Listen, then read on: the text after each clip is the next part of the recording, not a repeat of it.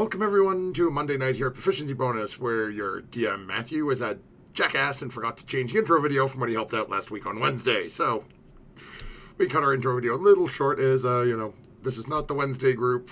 You will not be seeing Waterdeep Dragon Heist this evening. We are back for our next episode. I believe tonight is episode 16 of We Met in a Tavern. Before we jump too far in and bring us over to our players, a couple of quick shout-outs. Many-Sided Dice, Team MZ, Streamlabs, OBS, and our best friends over at Little Dragon Corp. If you happen to be in chat, type in ! Little Dragon. It'll give you some information on them. Don't forget, if you do choose to make a purchase over there. Oh, thank you very much, Michael, for helping out. And don't forget to use the discount code. It has been updated. It is now PROBONUS, PROBONUS, to get 10% off your order. Because, hey, they like us. We like them. So they're helping you out. Go place an order. Get some nice, shiny math rocks. And with that, we will bring us over to our party and make sure that we unmute them this time. Because, what else is new? And we've got everyone here tonight. As we are going to jump right into what happened last time we were all together. As our party had made their way, after meeting up with Seklis, into the forest to meet this strange group of robed individuals who had claimed a staff that Father Abel had commissioned to be made and enchanted and brought forth to help defeat the undead menace within the city. Seklis made a comment to Lydia that they were looking for one such as her to wield the staff. And battle commenced. It was frayed as went a little back and forth as they started slaying these individuals. Robes came off, and they looked surprisingly like Dragonborn, although with full tails. As the party started slaying, there were two colors, one with more of a brass-colored scaled body, and one with a chrome body, and apparently one with a butt chin.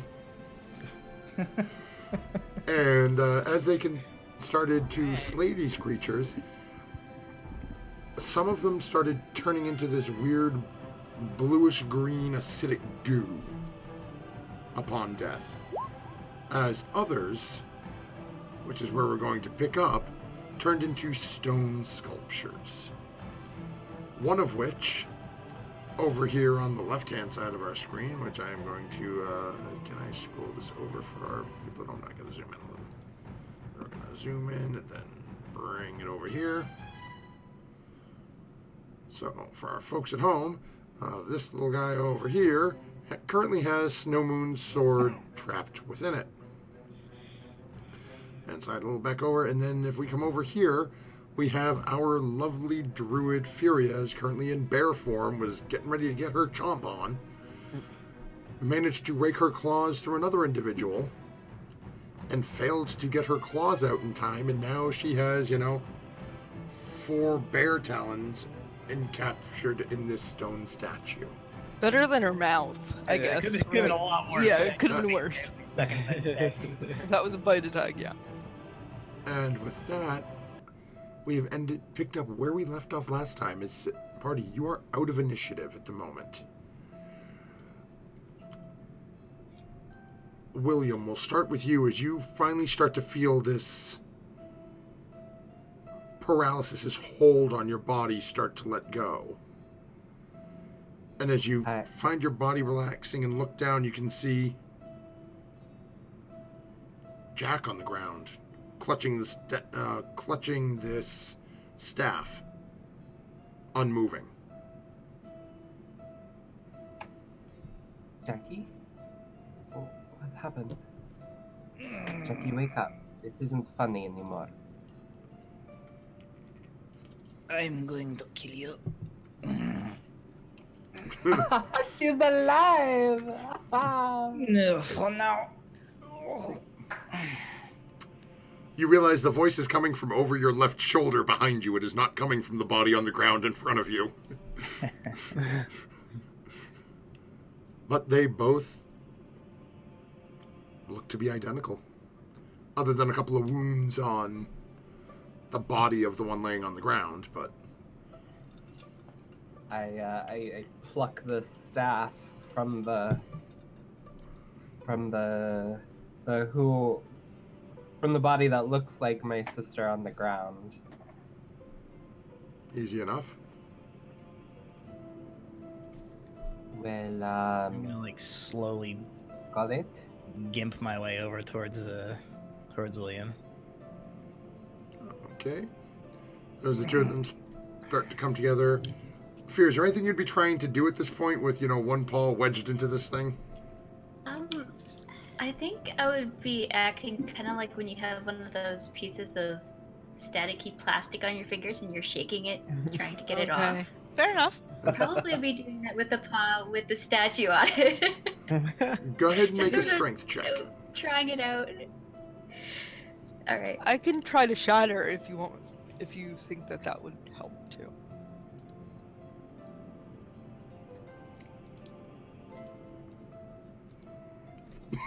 That's an 11. As you start trying to, and you just started a little bit, because this is like basically the tips of your fingers you've got in here. As you start trying to shake it a little, you can feel the statue move just a little bit, but it's moving with your hand. And you can feel it's not exactly the most comfortable sensation trying to move this probably 500 to 600 pound chunk of stone using just the last knuckle of your finger. Furia, blink, roar once roar if you at want it. me to Just- use. Sorry. Furia, blink, roar once if you want me to use shatter, or twice if you want me to use my warhammer to try to free you. None of those sound Um, like good options.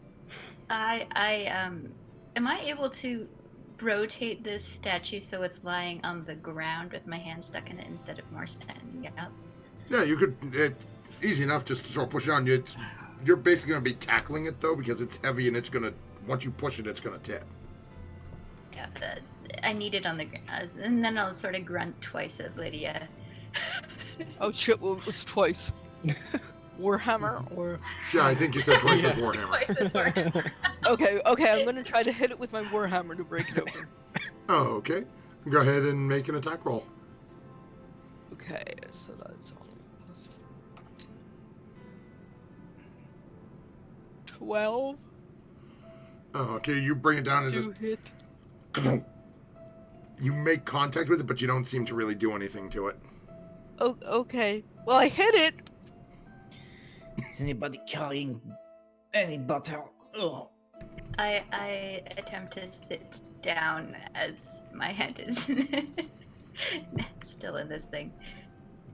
It's easy enough for you to sit down. Artemis, Snowmoon, anything you'd be doing?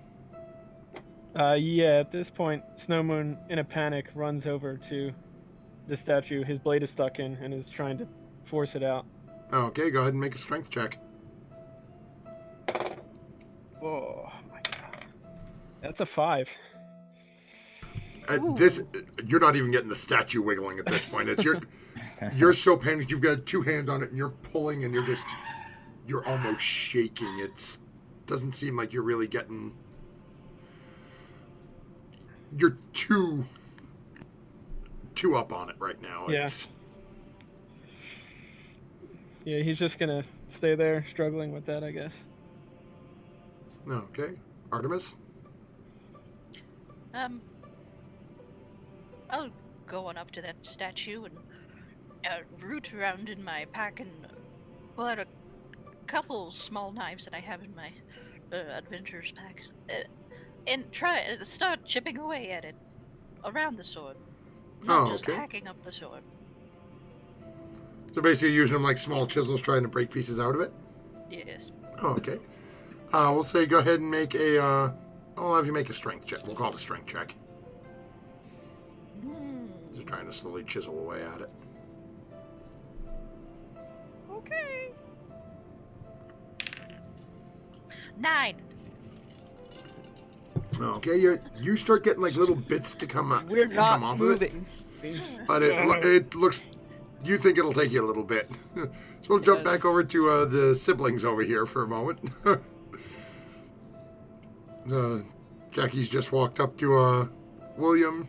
You can start to hear little bits of like tinking metal on stone from your other party members. Well, if we're going to be spending more time out here, I guess I'll have a cigarette. I have sat down on the ground and I am just sort of quietly bleeding a little. I'll go over to Jack and I'll yell over to Jack and ask him if he needs. Do you need healing there? Are you okay? I just go, and like a bunch of blood comes out. I will. Be right back, Furia. You right back. And I'll run over to Jack and I'll heal him up a little. See. I want to look at this this body next to me that I took the staff from, the one that looks like my sister but isn't my sister. Okay. 11 hit points back. Thank you. Oh, yeah. Hope you feel a little better. I feel less like I'm going to vomit and die. I appreciate. Oh, okay. Well, try not to. Let me know if you do, and I can help you with that too. If I vomit and die, I will let you know. Yes. Okay, Of course. thanks. I'm gonna go help Furia. Please, okay. I'm going to sit down for a bit. That sounds good. But William, what exactly are you looking for at the body?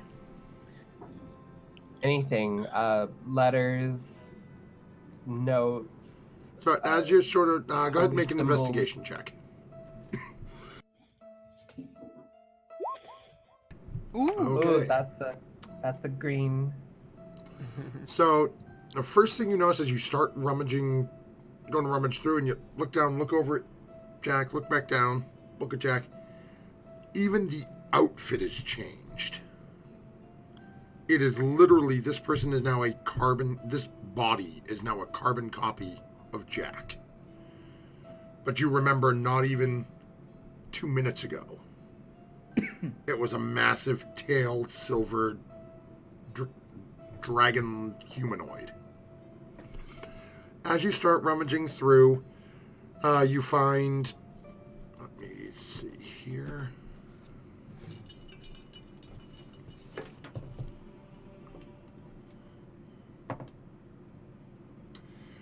You find 51 gold pieces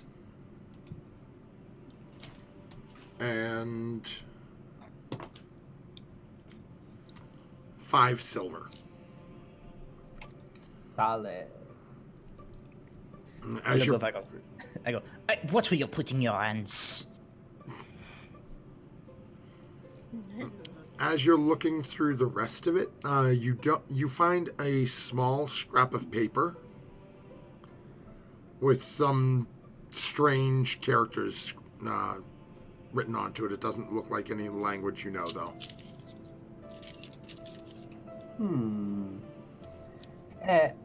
Artemis, are you busy? Can I borrow you?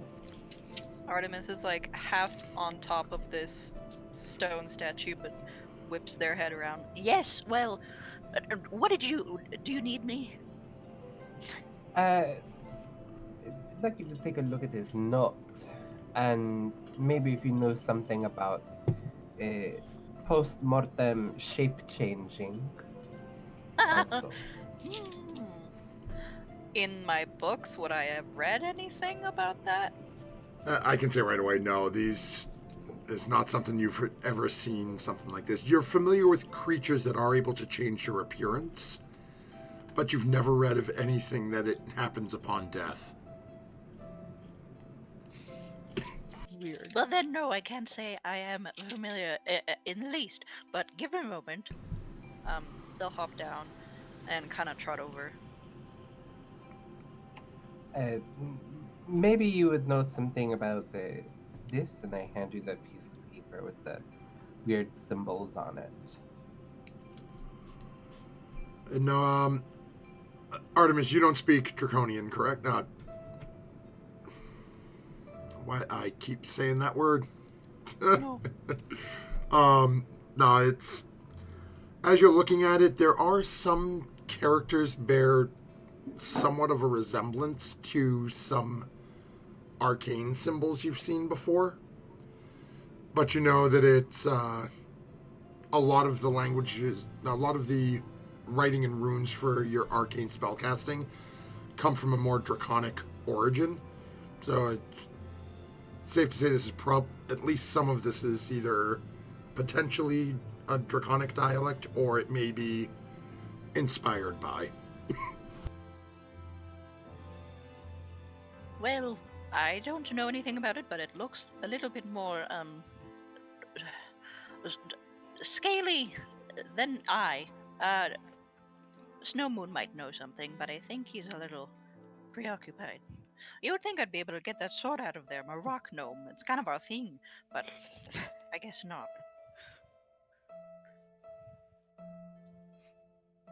But yes, anyway, I'll take this over and I'll go over there. Thank you. He's still pulling on his blade, trying to get it out.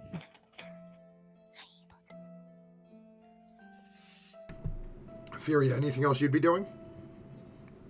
Well, when Lydia wanders off, she's now attempting the gentle approach, trying to wiggle her nails out carefully. Oh, okay. So instead of forcing them out. Okay, go ahead and make a strength check for me.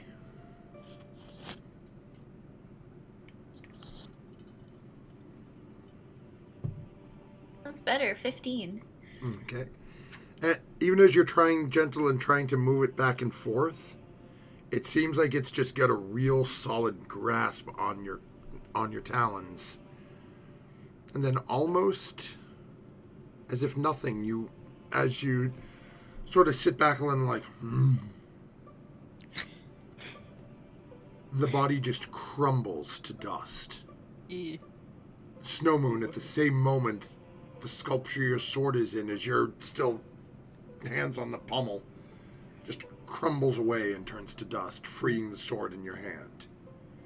As the rest of you hear the other two statues that are left standing in here just crumble and turn to ash,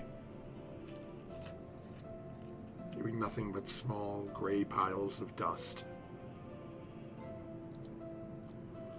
I bear a yelp, as I am very surprised.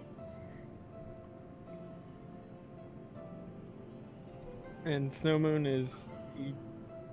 He was really panicked, and he kind of composes himself and just puts his blade back into its sheath.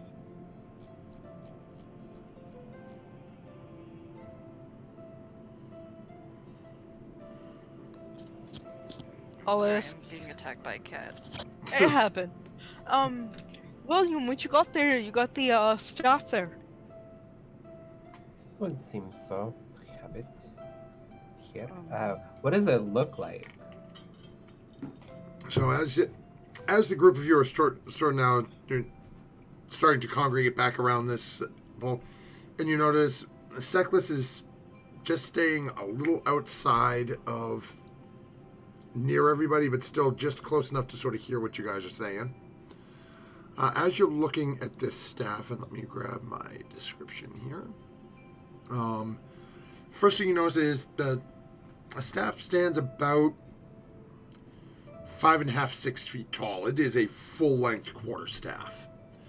The top of the staff has 3 what look to be almost like fingers reaching up and grasping a large yellow citrine stone.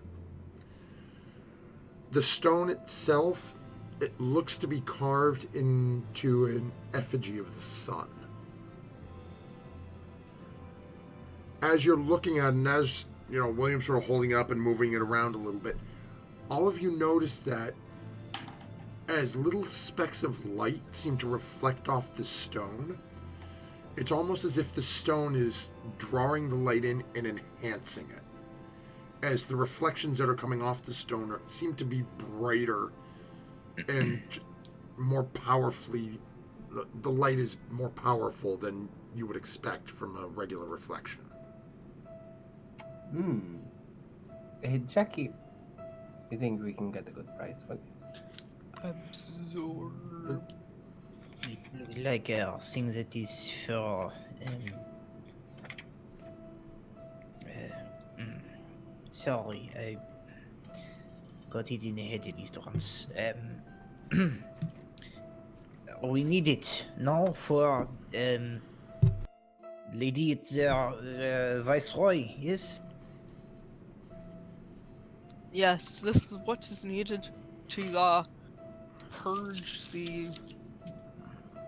I think instead of The- selling, we use it to help ourselves to much more valuable in the state of viceroy. And yes, in the state of Lady Elisa. Then You maybe we hear sell. Furia growling and nudging her head over to our extra companion over there. Yes. As you he's sit here. there, and Furia, you paying attention would notice as William mentioned selling it. You see that the hand was down, resting right next to his hip, near his weapon. Like, What's his name again? As I've lost my Seckless. notebook. Second. Okay, that's what I had written down because I thought it was what it was. I wasn't sure. I kid. Of course we are going to bring it back to the Viceroy. Could you imagine?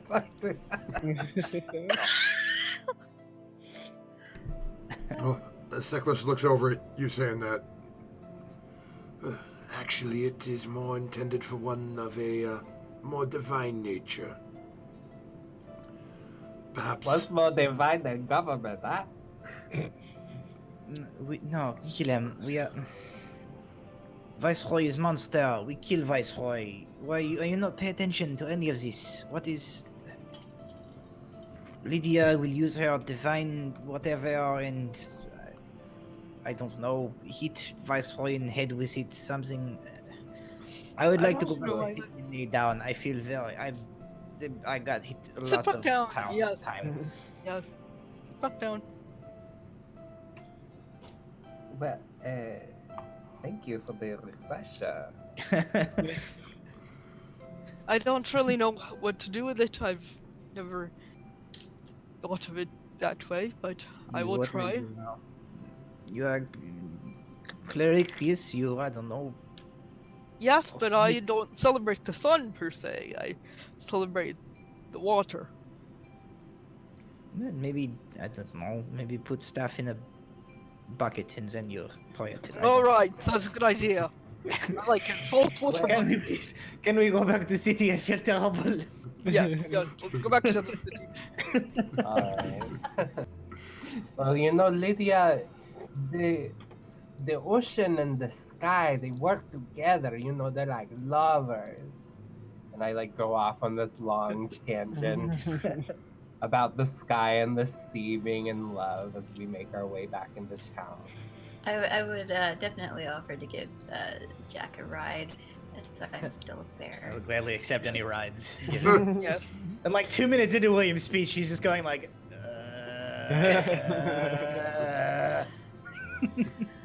quietly from the back of Furia. Artemis would have started to tug on Snowmoon's clothes and kind of been like, I think you might be able to read this more than me. Okay. Handed them the note. He'll take it. Can he read it? Yep. Just 3 words. Again, it's. You recognize the alphabet. It is the Draconic alphabet. Okay. But it's just a little. It's like they form their characters and their letters, however you want to phrase it, just a little differently than what you're used to seeing. Okay. But you see Order of Draco. And then Yes. at the bottom of it, a singular circle with 5 equal lines coming up from the top of it. Like Like a. this? Like Pretty much, yeah. Okay. Like bad Charlie Brown hair. Oh my goodness, my camera's gone very blue. What happened?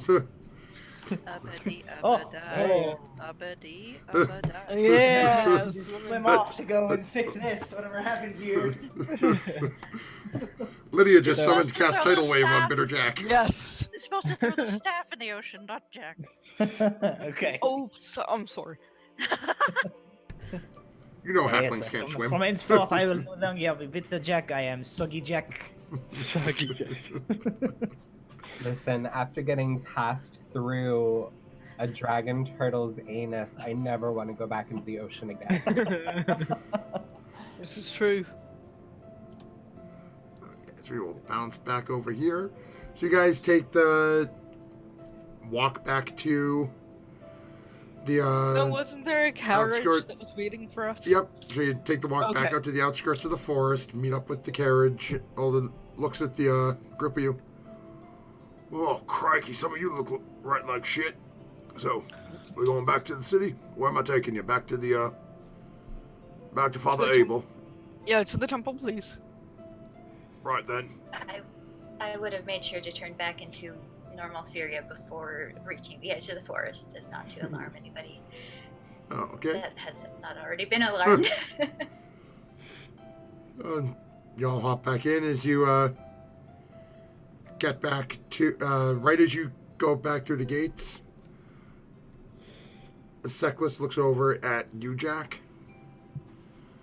I am back to my watch.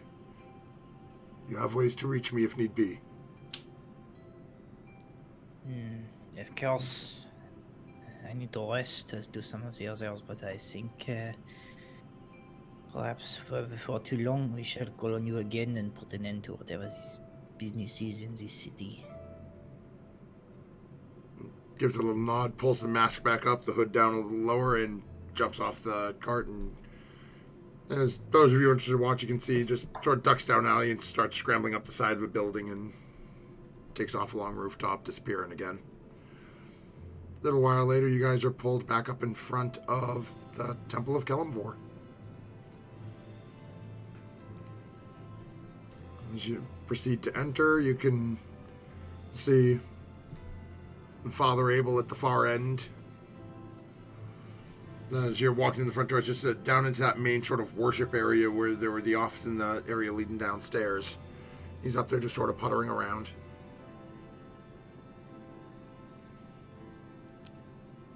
Hello, Father Evil. We've returned to you with the staff. Wonderful, you have found it. Well, Now I can't look at you while you do this because it's too funny. well, have you spent some time with it, my dear? A little. The ride back, part of it. William's quite partial to it. It's shiny. I like the stone. It's bright and yellow. Yellow's my favorite color. Oh, I didn't know that. He sort of gives William a once up and down and looks over at Lydia.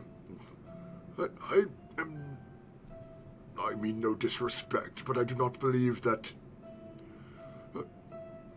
this individual possesses the necessary skills for what is required for this. Right. Okay. Oh no, not me, not me. I'm not even sure I believe in that guy. You know, there's lots of stuff going on. Well, you. We'll have to talk about that at another time.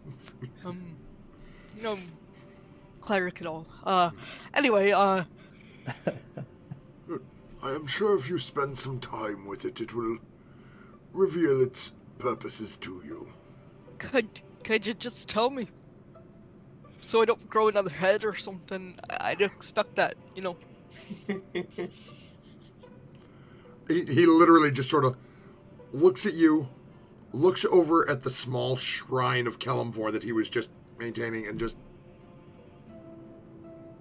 and turns, looks back at you.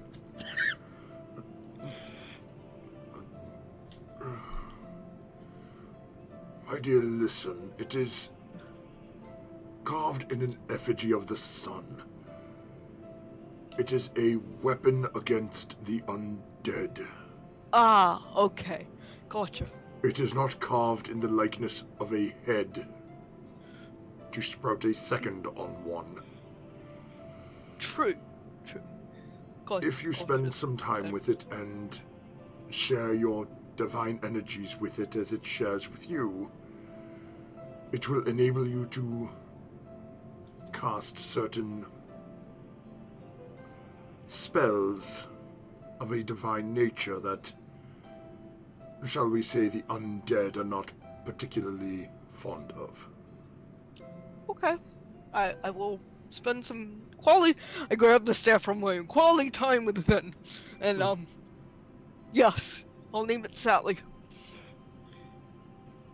Alrighty And then. we also found this, Father. And he takes out the note. It says Order of Draco on it. Do you know anything about this?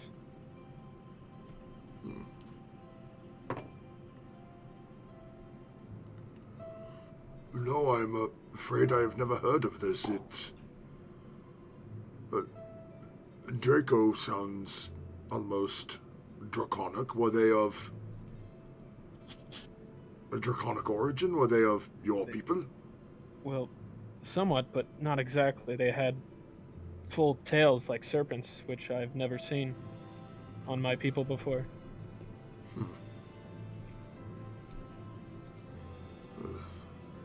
One would wonder why they were seeking this then. Unless We perhaps came they were across meant it. to use it. Perhaps they were looking for something that the Viceroy has, in which case maybe news of her condition is more widespread than we knew. When we found the people that had it, they were doing some sort of ritual. I don't know these kinds of things, what they were trying to do, but they were trying to do something to the staff. We obviously stopped the ritual and brought you the staff. Am I misremembering? I thought somebody who spoke Draconic heard them saying they were gonna destroy it. Am I misremembering that? I heard them. They repeated what was on the note we found. Oh, destroy the staff. You're right. Yeah. Yeah, they were trying to. I missed that. I don't know if Jack knows that, but I've remembered somebody who could understand them hearing that. I thought. Yeah, And that- Snowmoon heard it. That sigil, the circle with the 5 lines, was that on the note as well? Yep. Yeah. Oh, okay.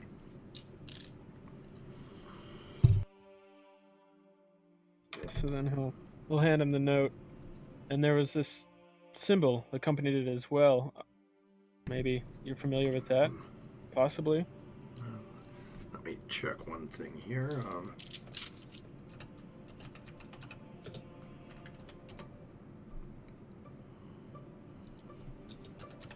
Ooh, Check something.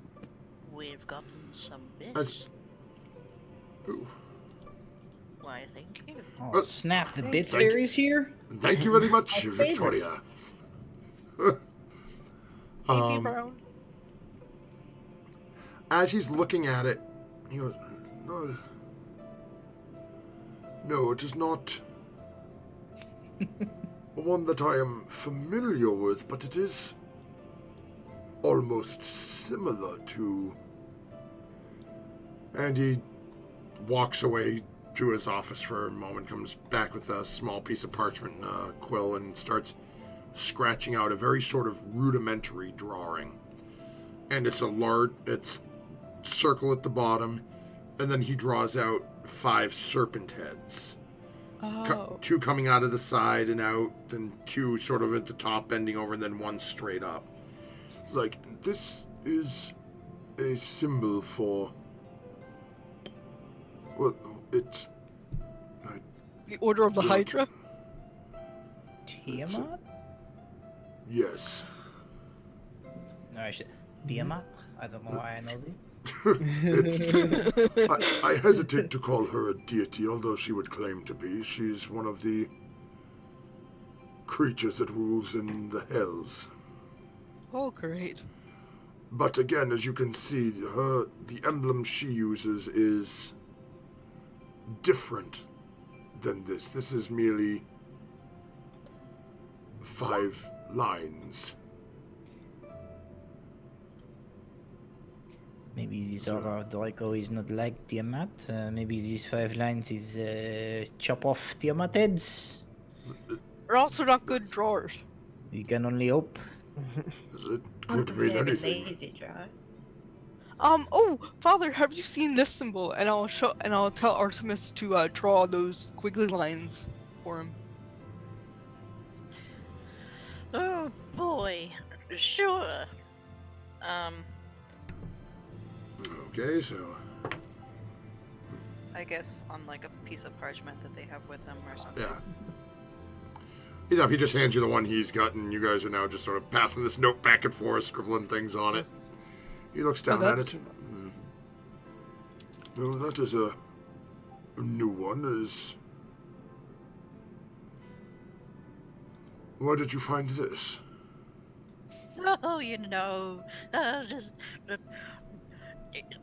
no place of importance. Just kind of walking around the market, saw a pretty book, and it had some stuff on it. It's kind of weird.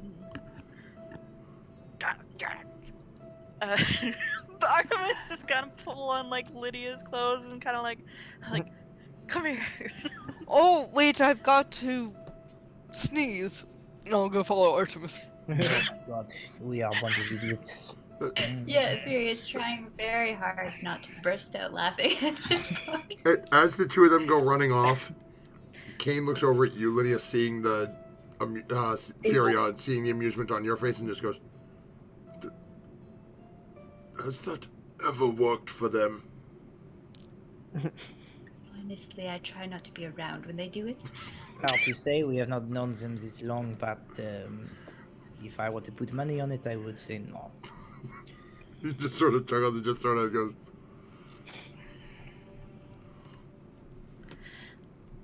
On an unrelated topic, where they have very secret discussion, do you have somewhere in this temple where I can lay down and tend to my injuries? I got what is phrase in common? I had shit kicked out of me during fight, and I am not feeling very good. I need to rest. "Please go into my office to the left, and feel free to use my bed." Merci, Father. And I look at the others and I just say, like, if no one has any objection, I need to lay down for a good while, and perhaps,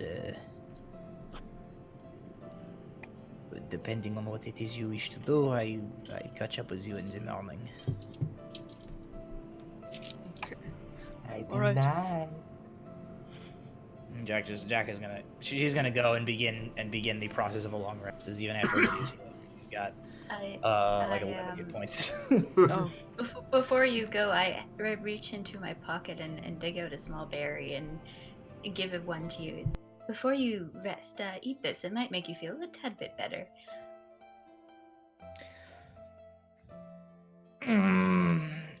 I am choose this time to trust your weird pocket berry, but we have talk about this later, I think. Thank you. Just nod and smile and wave you off. She passes. She switches to halfling. And if they find me dead in this room later, it was Furia. Artemis, what did you want to talk to me about?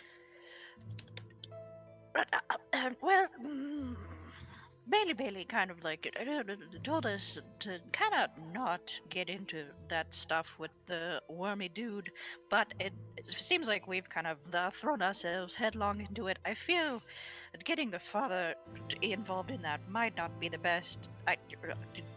Feel free to tell me that if I'm wrong, but Do you not trust him? I don't not trust him.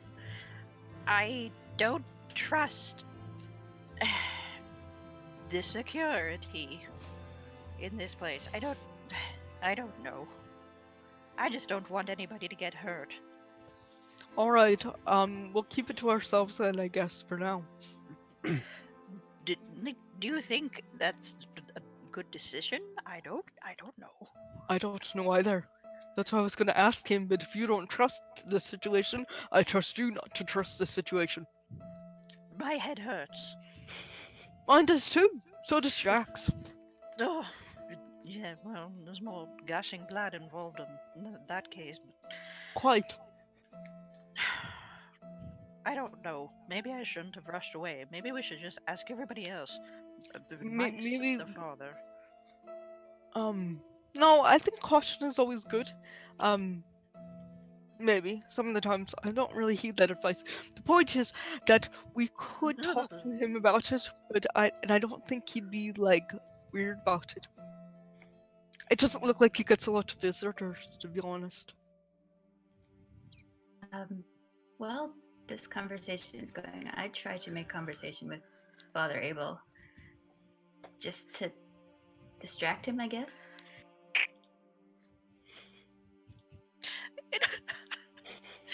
It probably doesn't work well because Artemis is actively like talking and then pointing and then talking more, but I sneeze a couple times. I nod as if yes, that's good. We're good. It's good cover. I would tell Father Abel, they're really, embarrassed, but what really happened is we caught somebody following us through the town as we were going from house to house investigating, and this person had that mark on their coin purse. And we got very suspicious as we had never seen this mark before. And, I mean, our cleric did not recognize it as a holy symbol, so honestly, we're just curious. There's always a possibility it's some sort of a thieves guild, or... They were dressed much like a cleric, which is why we were, they weren't trying to sneak. They were walking out in bold daylight, just following us wherever we went. Seems I'm more looking for you in this town than merely... I was unaware I was looking for you until you arrived here, so...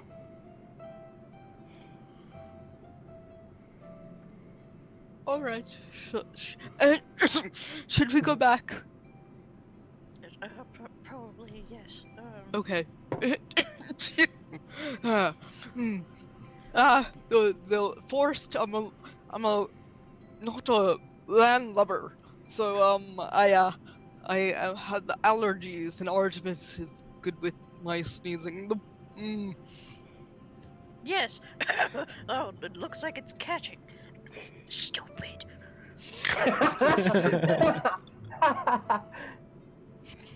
We'll talk about this later. You got it.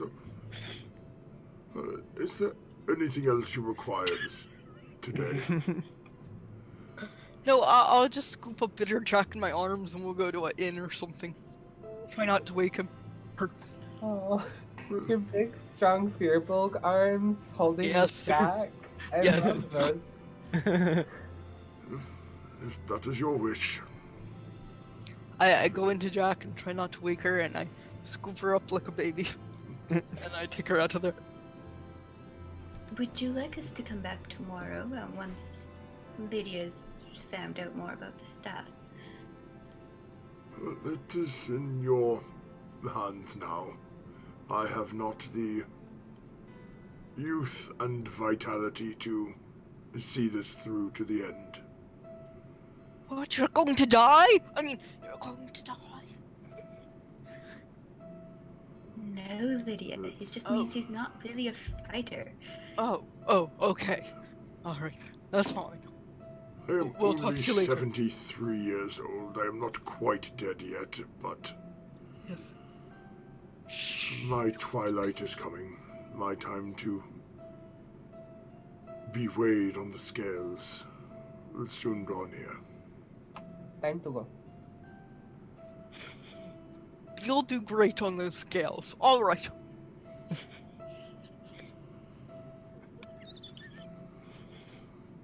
sort of, he just starts to walk back towards the shrine.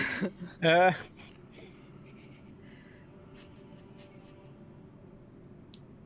I guess Walking if away, we're starts leaving, muttering. yeah.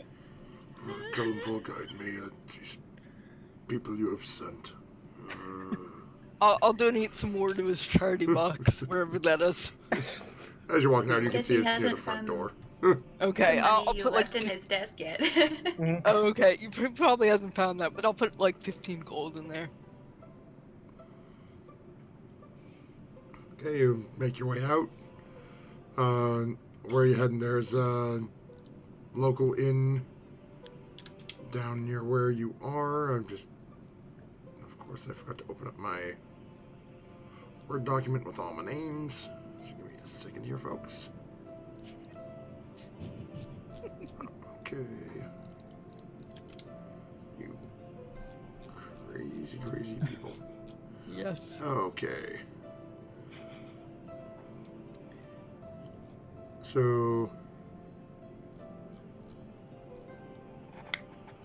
you have in this area where you are, so you're currently in Ravensmoor Village. You have Wilson Hall is a local inn. Okay. Which you can go to, or you can go to one of the other ones. They're the closest. Alright, well, I think we should go to the closest one so Jackie doesn't wake. How do you know she's sleeping? Cause...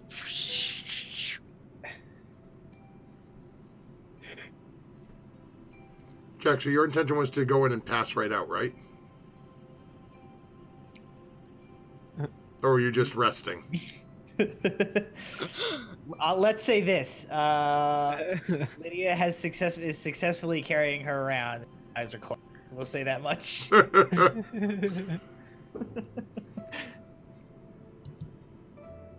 So if you guys are going to the closest inn, it takes you about 5-10 minutes to walk there.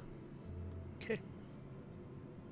There's, you want to go, you see a shorter female woman, sort of salt and pepper, black and gray hair, light green eyes, standing behind the counter. Oh, hello, and I'm sorry, I'll try to be quiet for you, little one. Thank you. How can I help you? We're looking for some... Certainly, let's see this. There's 5 of you, so...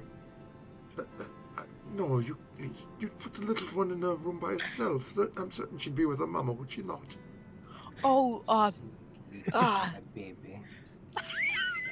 oh, sure, yeah. Yes. That wheeze was in character. Okay, so that is... 2 gold per room, so the 5 rooms, that will be 10 gold. I'll take that out and place it on the desk. Thank you, my dear. Upstairs, then? Hand you the keys. Go down the hallway, turn right, go up the stairs, and it'll be the first 5 doors on your right. Thank you very much. Third I'll door is take yours. Jack- It'll have a smaller bed for your wee little one. I'll kind of nod my head and turn away and be like, William, do you want Jack tonight? I'm gonna push everybody out of the view of the person. Yeah. Then I'll like motion to Art and me. It's like, you want to share again? We already paid for it, so. Well, because Art's short and I'm tall. Oh. How about you guys make your way down? Easy enough to find the rooms that they're talking about. I'll put, Jack. William, do you want to watch over Jack? Or do you think she'd want her own room now?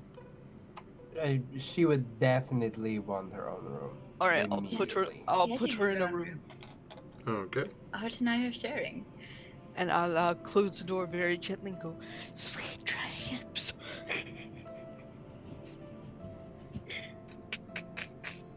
behind me. Lydia, your lucky Jack probably does not hear that. I know, but just seemed natural to come out to me. She looks so peaceful. It's eerie. I know, right? But yes, I'll share a room with Feria. Not Oh, exactly okay. the loudest creature here. So at this point, it's probably just getting to be about dinner time. It's still a little early to turn in for the night. If there's anything anyone Okay. wants to do, or if there's nothing anyone really wants to do, we can just move right along. I don't have anything particular. I'd just be spending the time with the staff. Oh, okay.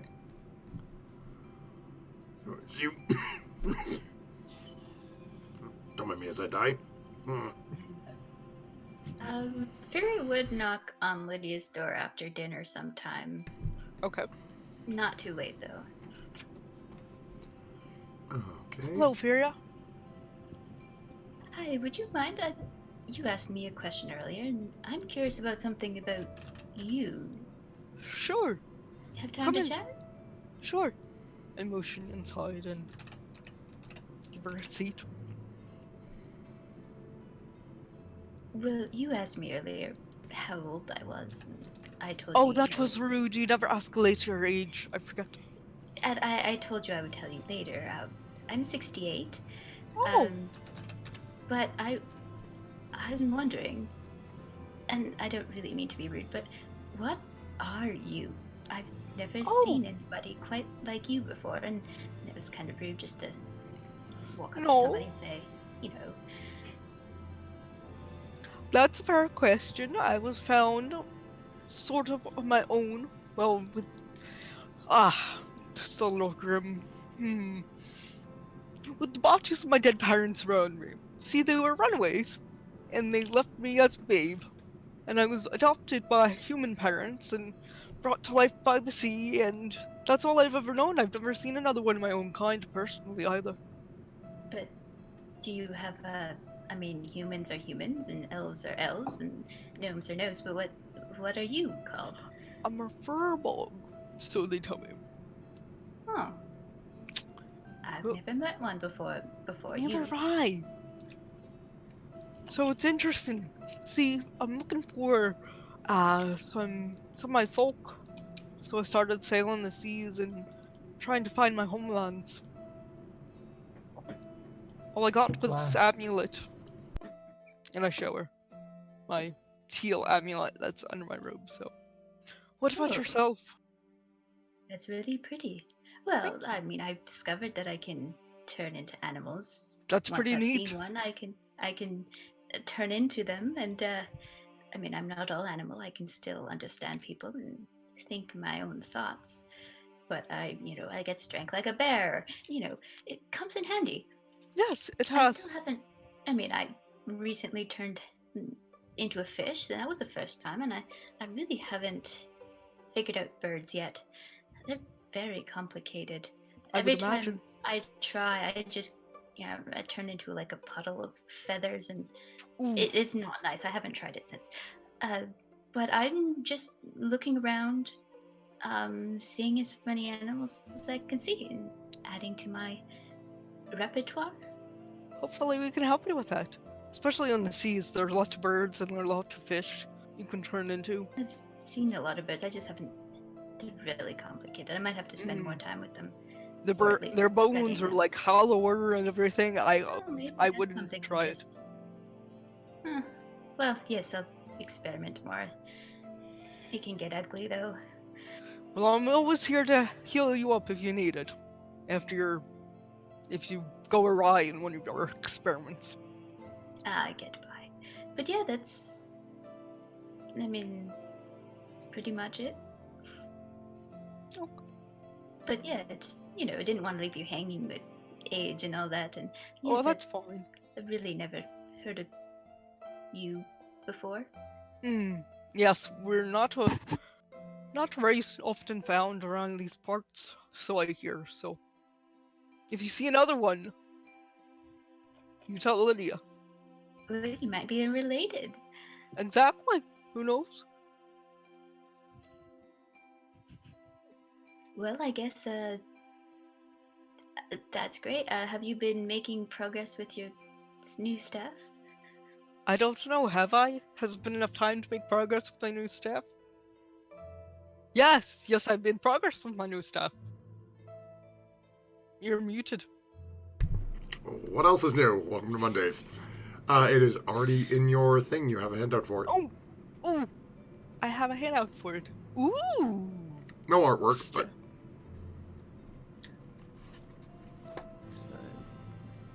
Nice. Wow, Dawn. Oh, target the carp citrine, so I had to point it away from me. It's better than pointing towards yourself. Yes, exactly. Okay. Well, that's good then. That'll help. are you familiar with all 3 spells? Light. I'm familiar with that one. So, okay. I'm very familiar with one of them after 2 sessions of the party. Oh, that's right, because you can probably see it on Twitch.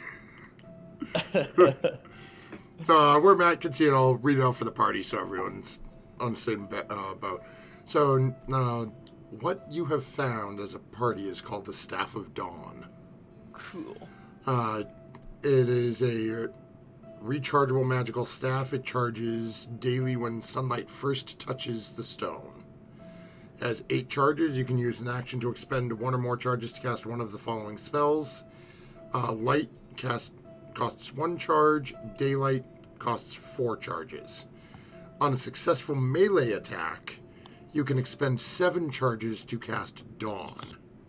Wow. The radius of all spells erupt from the gem atop the staff. I gotta look up these. Specifically, Daylight, though, does have a caveat on it. When casting Daylight, it has a duration of 8 hours, and anyone of your choice within the radius of the spell takes 2d4 radiant damage when they enter the area or start there at the beginning of their turn. Okay. So it you guys functions got- similar to Moonbeam, whereas they're not going to, if you cast it and somebody's already in the area, they're not going to take damage right then. They'll take it at the start of their turn. Oh, okay. It's like Moonbeam. Okay. Right. Alright. Gotcha. Ooh, Dawn. Crazy. Yeah. And as Lydia, as you spend a little time and get to know this, you realize that this could be a very powerful weapon against the undead.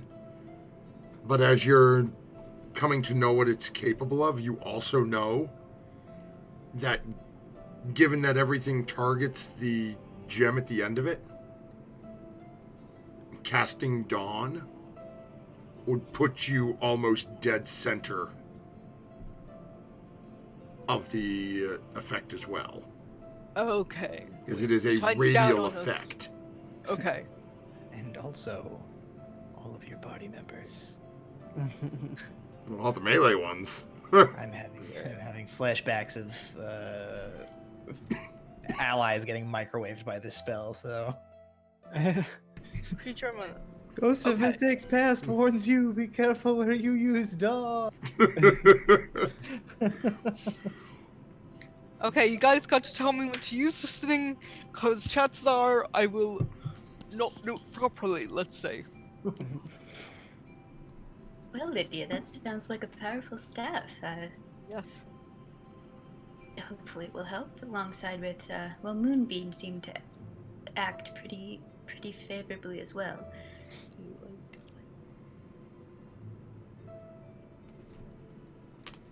Yes, it did. Very good for that. Against the shark person. Yes. So, That I was a guess- were shark, right? Yes. Yeah. Okay. Right. so I mean, continue to get to know it. I got, Volos to finish reading. Oh, wonderful! I want to read that when you're done too at some point. I'll add it to my book list. Yeah, I'll ask, Art. Oh, right. If I'm Right. allowed to Oh, pass it that's on, because it's theirs, and Right. I'll let you know. Thank you. Yep. Continue my evening getting to know the staff and turning it around in my big hands and just being like, oh shite, what am I going to do with you? Yeah, so I'm gonna leave and go back to my room and continue reading Folos for the rest of the night. Oh, okay. Snow Moon William, anything you'd be doing during the evening? Yeah, just before resting for the evening, Snowmoon just places his sword on the floor in front of him and sits before it, kind of just meditating over it for a few hours. Okay. William?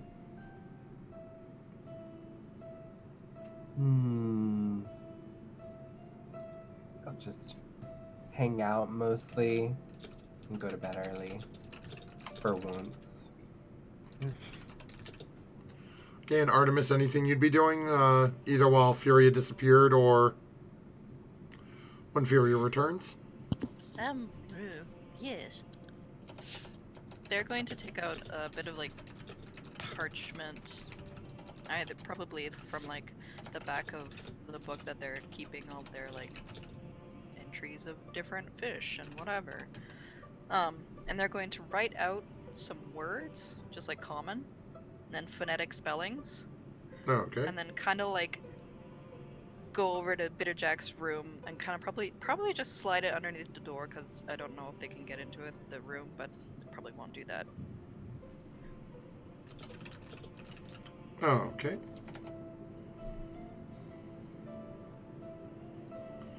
So is And every... like Oh, probably some words that they've probably some words that they've gone over before.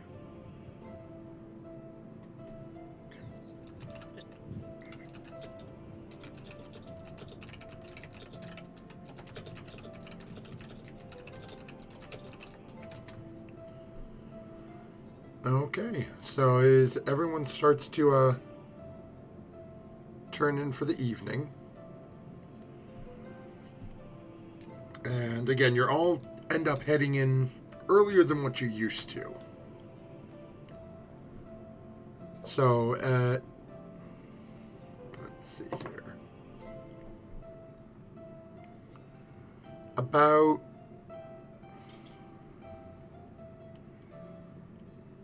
maybe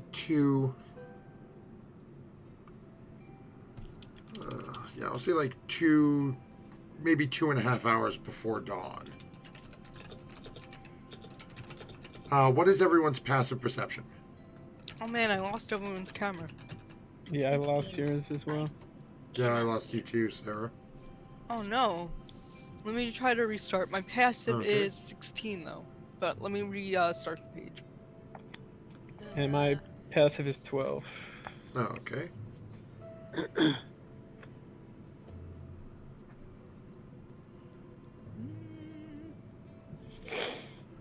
Got me back.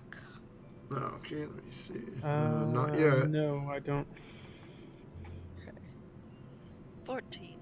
Okay. 12.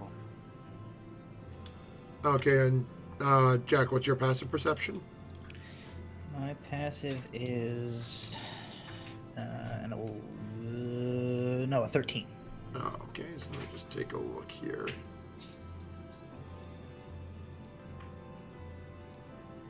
As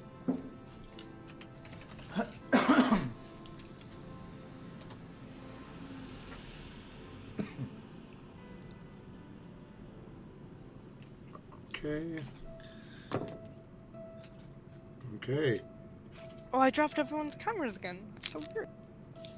No, we will do that in a couple of moments. Okay, so as everyone is resting throughout the evening,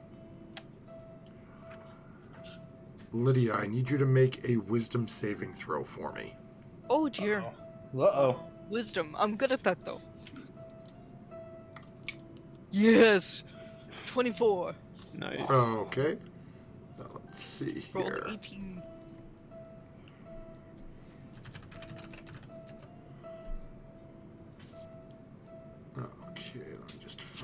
here.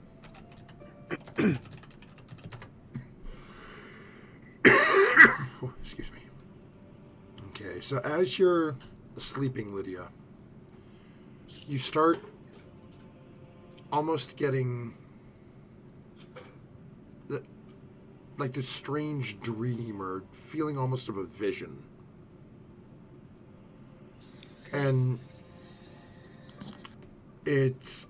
you're looking within a cave. And it's dark and you can hear crying coming from within the cave. Oh no.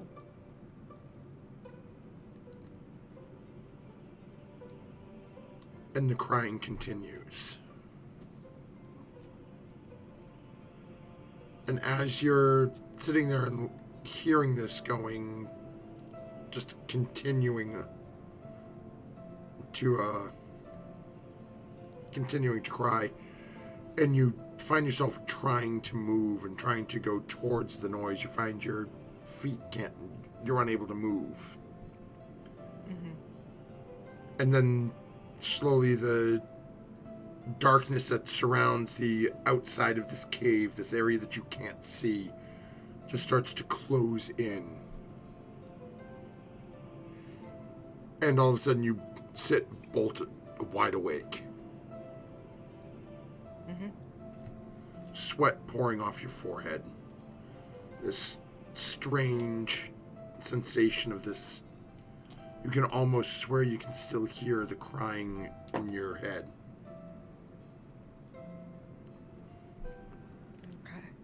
And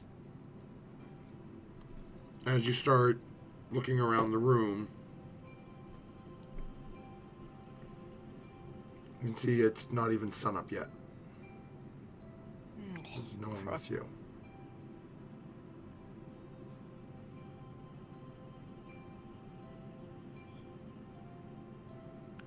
Did I get a long rest?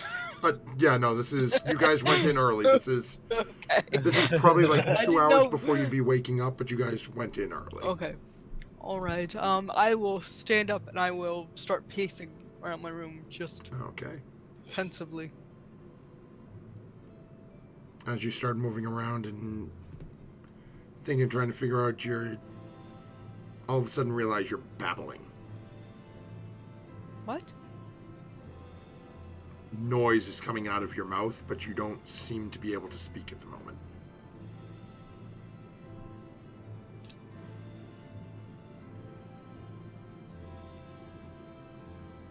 Okay.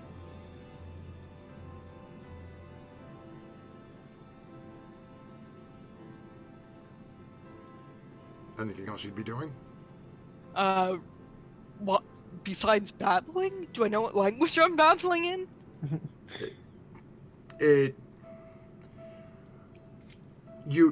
As you're sort of listening and hearing yourself, you realize in your mind, you know what you want to say. You're trying to get words out. Mm-hmm. But the minute they go to leave your mouth, it's turning into just gibberish. Okay. So you seem to be having some sort of trouble speaking at the moment. Okay. Alright, I will be very concerned and walk over to Artemis's door and knock rapidly on it. Okay. Artemis Fury, go ahead and make a perception check for me with disadvantage, as you are both currently asleep.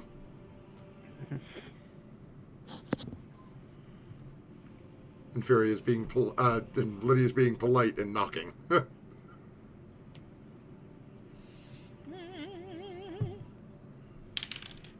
Well, I rolled a nat 20 and a 7. Oh, that is unfortunate. Ooh, you're going away. 7. Oof. Okay, so you rolled a 7 Fury. What's yours with the modifier? With the modifier, it's a 6. Oh, okay. I got a +5. Oh man. And Artemis, you rolled a 7 as well? Yeah. Lydia, as you're knocking quietly, you don't hear any response.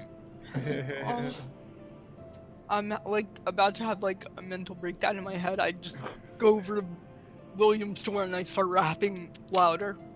Okay, William, go ahead and make a perception check with disadvantage for me. That's a 15. That's a persuasion check. What's your modifier for perception? God. 2. Okay, so that would be, even with disadvantage, that is enough to hit it. You just need to beat a 10, and you rolled a 9 on the die, so... you hear rapid rapping on your door. I wake up for a moment, but I roll over and I pull my pillow over my head and I'm like, oh my god, why did I stay? Okay, and then I get up out of my bed and I put on a robe, but I guess it's like a huge one because I'm a halfling. Unless I have one for myself, which maybe I do. Does this tavern have monogrammed robes? That's awesome. I They feel do like now. William would. It's just I sort of feel like dragging William behind. would It's got like the have a, royal cape look. Now it's dragging behind William. I feel like William would keep like a smoking robe or a smoking jacket or something like that. Yeah. I agree Nature. with you. I agree. Yeah, he has like his smoking jacket on. Yeah. Like opens Hugh it, he Hefner. opens Yeah. up his door. Yeah.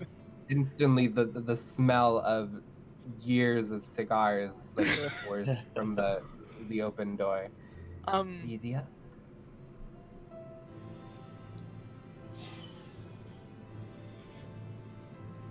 I didn't hear that. Lydia? Yeah. What is the matter? Can I talk to her? Or As you start trying to Sorry. talk, William, all you're getting is. Oh no. In my head. I don't know what to do. I come in. Okay, I walk inside the room. Now, mind you, you can understand everything William's saying without a problem. You just seem to be Okay. having trouble getting your tongue to work.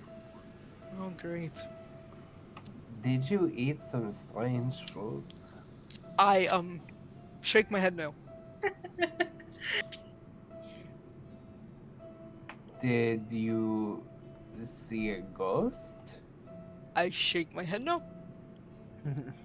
What happened? I guess I babble incoherently some more as I try to explain what happened. I pass her a pad of paper and a quill. Okay. Can I write? It seems to be able to. Okay, I write down I woke up from a bad dream and immediately can't get my shite together. That's terrible.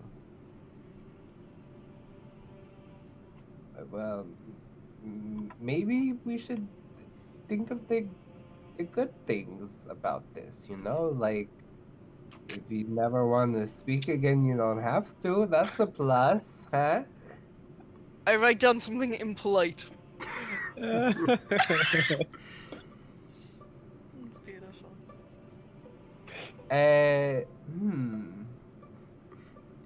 You don't have any healing spells for this? No.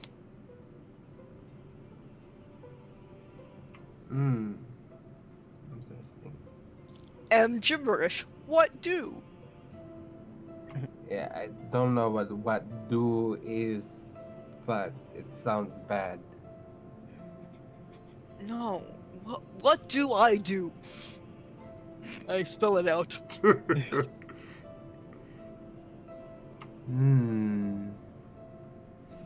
Maybe Art would help you, you know, they know a lot about magic.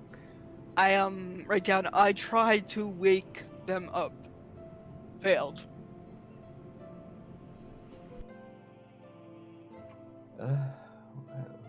Help!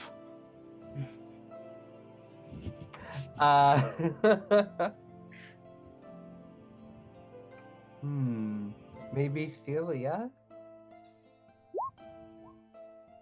Yes.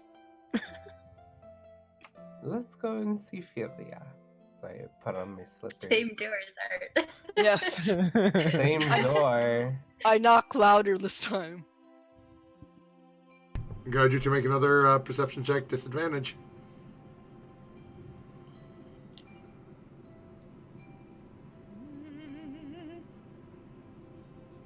It's a 10. Hey! Uh,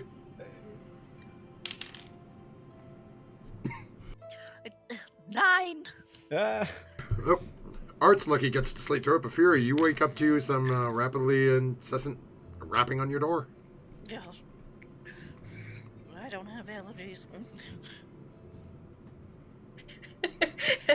I look over strangely at Art, and then I sort of uncross my legs and stretch and go over to the door. Hello? I push sort of Sweet William pressing my face forward. up against it. I haven't opened it yet. I don't know who it is. Oh, okay. I still push him hello, forward anyway. Lydia, it's me, Yum, and Lydia. Oh, I open the door and what's wrong? It's early. See, I told you she would be up. Philia, could you assist Lydia? She seems she woke up and she can't speak anymore. She can write fine, but she can't talk. Lydia, is this true? You can't talk? I open my mouth to say something and Well, at least the voice is working. And she can think straight, she can write, but it's like the translator's broken. I mean, I could try a healing spell. Lydia, have you tried a healing spell, or does that require your voice to work? You could nod yes or no. yes. So I believe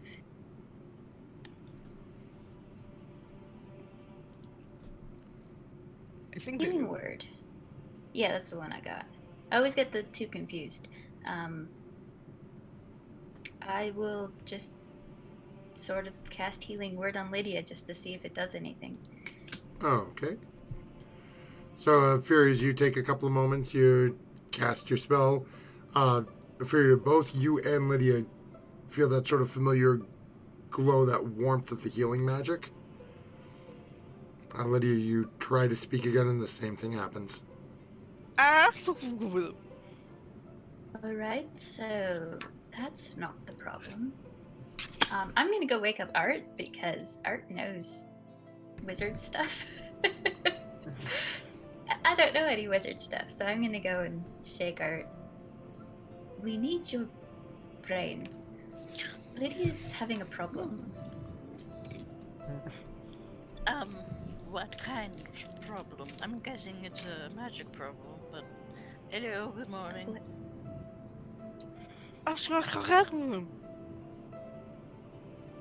That certainly is a problem. What happened? What? Lydia woke me up in the middle of the night. She can't talk, but she can write, and healing magic isn't working. So, as a big smartness person, a genius, yeah, that's the word. Oh, A genius like you might know something about that. I write down on the parchment, had nightmare about wailing and crying in cave. Woke up like this. Sad face. And I wrote sad face on the paper too. I'm giving her a sad face. Oh, that's cute. Would I know anything about that? Okay, I'll say go ahead and we can call this either an intelligence or an arcana check. Go with Arcana. Okay.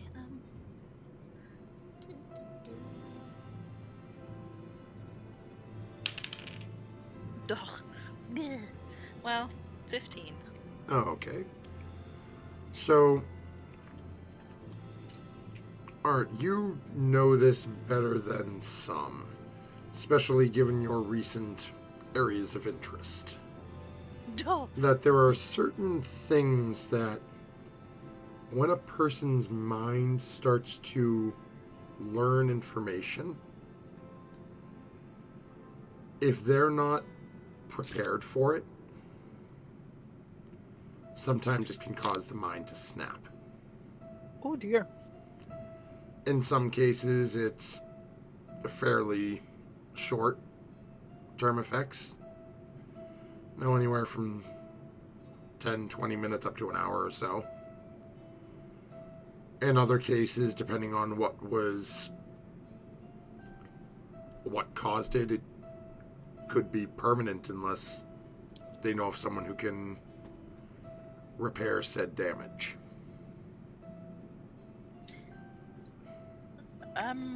Well, I would try and say that, like, probably a lot of more ums and tangents, but so I'm guessing it's probably the staff. That seems to be the only thing that we kinda picked up, and you have, and Well, kinda the only thing that, when The three of you that are in Lydia the room, explained- go ahead and make a perception check as you're looking at Lydia. Oh, oh crap. As Art's mentioning the staff, and you guys are really sure giving the staff and looking at Lydia once over. I hate this. Okay. 13. 23. Thank God. Okay. So as Art's saying this and mentions the staff, and Fury, as you start looking at her, you actually notice there looks to be almost like it is extremely faint, but it almost looks like a bruise on the side of Lydia's face next to her temple. Almost looks like somebody reached down and touched the side of her face. So as soon as Art started to say, staff, Furious immediately no. When Lydia was explaining what she learned to me last night, it sounded like a good thing and thing of light. And look there. Sorry, I can't. I don't. There's a bruise on the side of Lydia, on the temple area. That she hit herself with the staff very hard. Well, there was that dream she had. I think that might have more to do with it than staff. Where did the dream come from, though? Bruise. We've encountered the creature that can make people disappear from memory. To imagine, what creature did this, but I don't doubt there is a creature that can make dreams.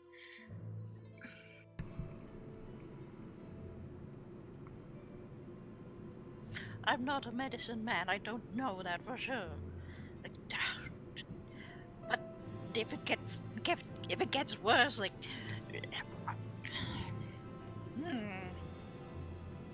Lydia, come here for a second.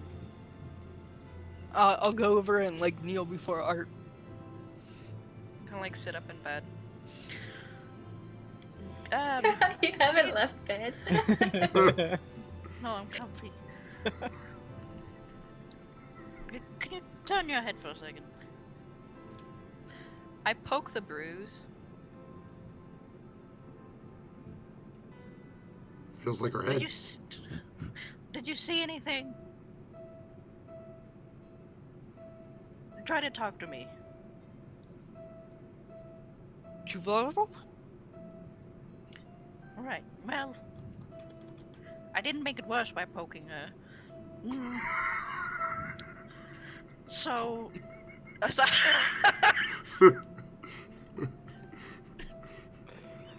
scientific method, kind of. Poke the bullet hole. Are you bleeding? No? Okay, I didn't do any damage. So, Art, you said this could be very short term not necessarily permanent. So, I mean, Or it could be permanent. Isn't that not great? Ugh. right, but we don't know until we wait a couple hours and see what if your speech comes back in the morning. Did you recognize anything about the wailing and the cave and Did I DM? Or was it just. Go ahead and make an intelligence check. Oh, great. I mean, we know that there are people after us, so An 11. No, it's... You're trying to think back, and the whole thing is just sort of really messing with your head right now that you're finding it so difficult to just say what you want to say. Mm-hmm. As you're thinking, though, that, you can't remember any time in your life that you've been going towards a cave and heard what sounded like a child crying.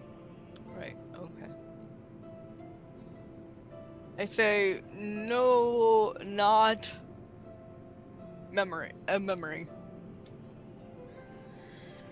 Right, well, if it doesn't get any better, honestly, maybe we should ask the father or something. Maybe he might know something.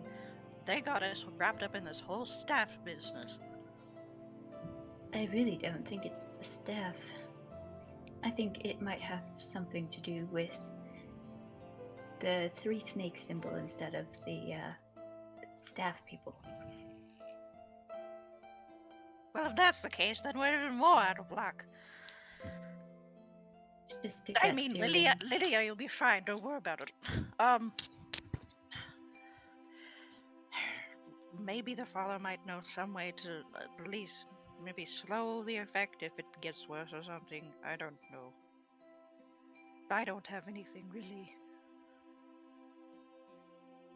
I'll look out the window and, being Furia, will know how many hours there are till sunrise, and well, we got an hour, maybe 2 before the sun comes up, and what you said, Art, it might be fine. I'd say just wait before we start stressing out too much. Alright. Stressing out in big bold letters on the parchment. I concur. I think the best thing we can do is try and get some sleep while we can.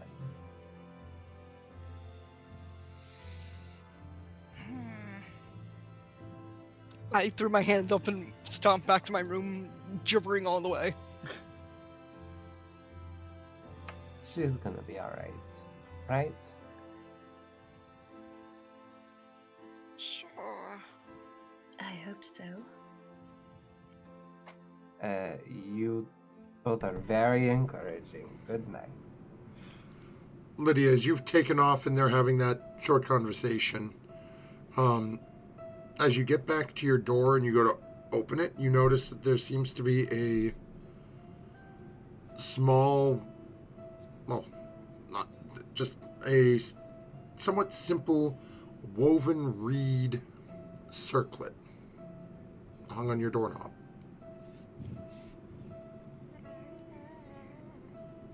Okay.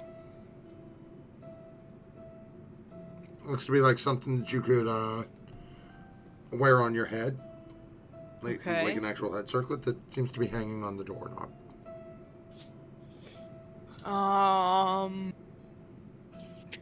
Not feeling real trustful. Yeah, even I put it on odds, I wait for Furia. I put it on my head. Okay. Okay. As you set up and put it on, it seems to fit perfectly. It looks like it was custom made to fit on you.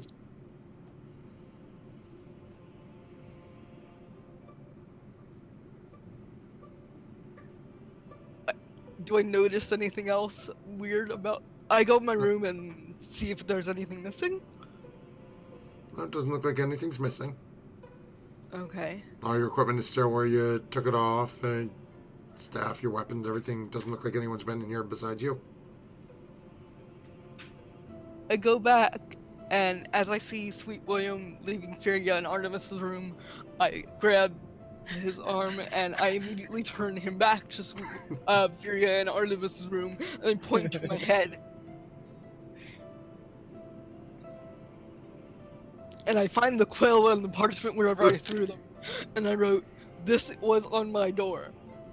I put it on." Hearing shuffling outside, I open the door again and I look out. Oh, nice circlet, Lydia. Where'd you get it? It's sudden. I mean, it's pretty, but sudden. On my doorknob. You put it on? And she's... William, It fits. William, it That's looks very somewhat unnerving. familiar to you. It almost reminds you of home. How so? It's that it's been a long, long time since you've been home. But as you're looking up, it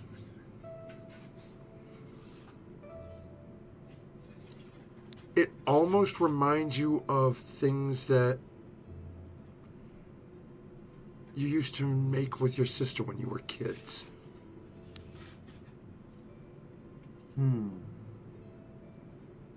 So strange. It has that same sort of, sort of like village-esque homemade craft type appeal to it.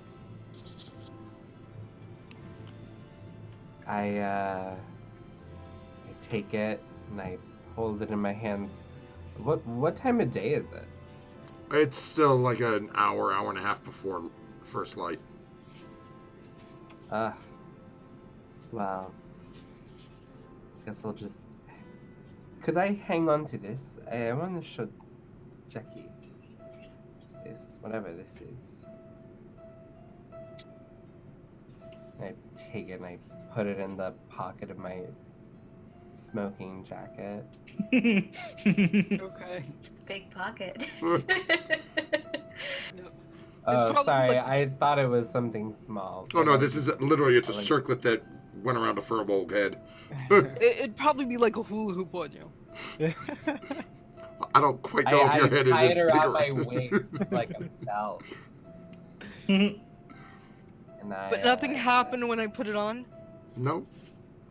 Okay. Just sat there. It made you look pretty. Okay.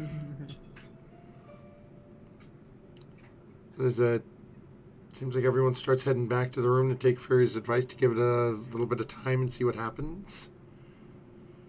And we will take our break here because we are a few minutes past 9:30. We will find out in just I'm making a scrunchy face. I'm not pleased. Hey, just remember, at least you're not petrified, right? Yeah, this is true. This is very true. So we'll be back in probably like 3 to 7 minutes, somewhere in there, as we top off our drinks and do what we need to. So make sure you stick with us. Find out what is going on with Lydia's vocal capabilities. So don't go anywhere. We'll be back in just a few.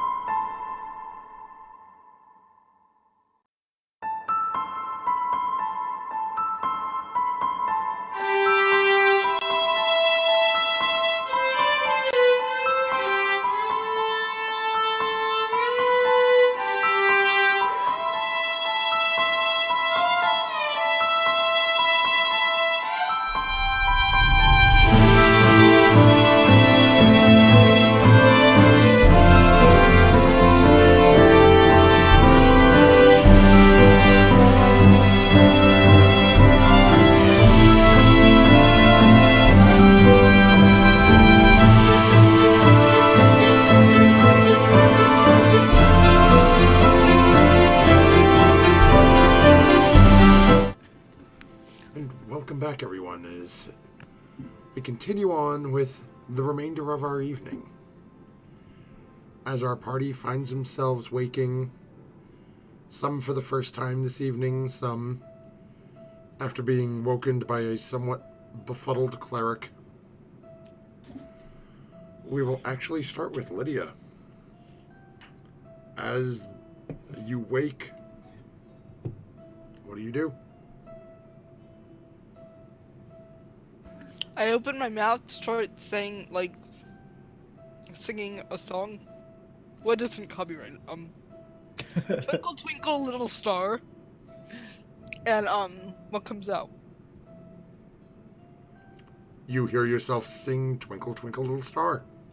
Yay! We won against something, I don't know. It seems your ability to speak has been returned to you. Okay.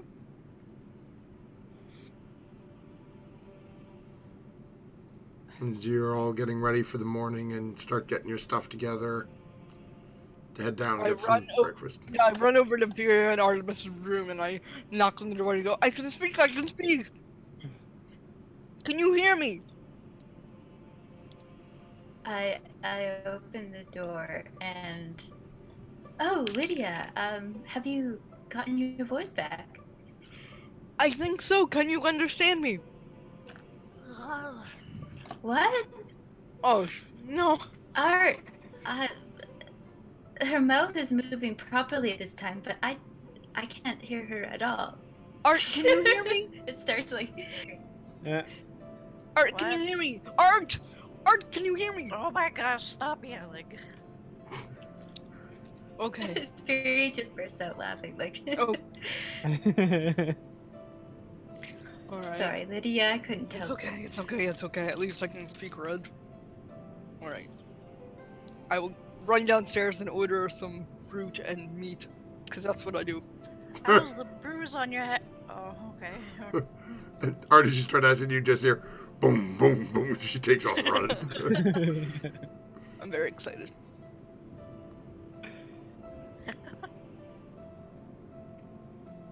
Okay, is there anything the rest of you would be doing as you're waking up for the morning? Just a regular coffee and a cigarette. Okay. Done. Don my robes and weapons and head down for breakfast. Yeah, head down for breakfast. Eventually you Fairy, get downstairs, I guess you can were see. right. Sometimes patience is all you need.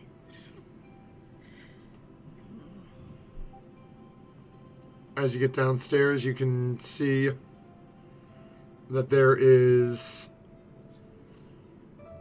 this table is just full of meats and fruits and cheeses and bread. It seems Lydia's gone all out.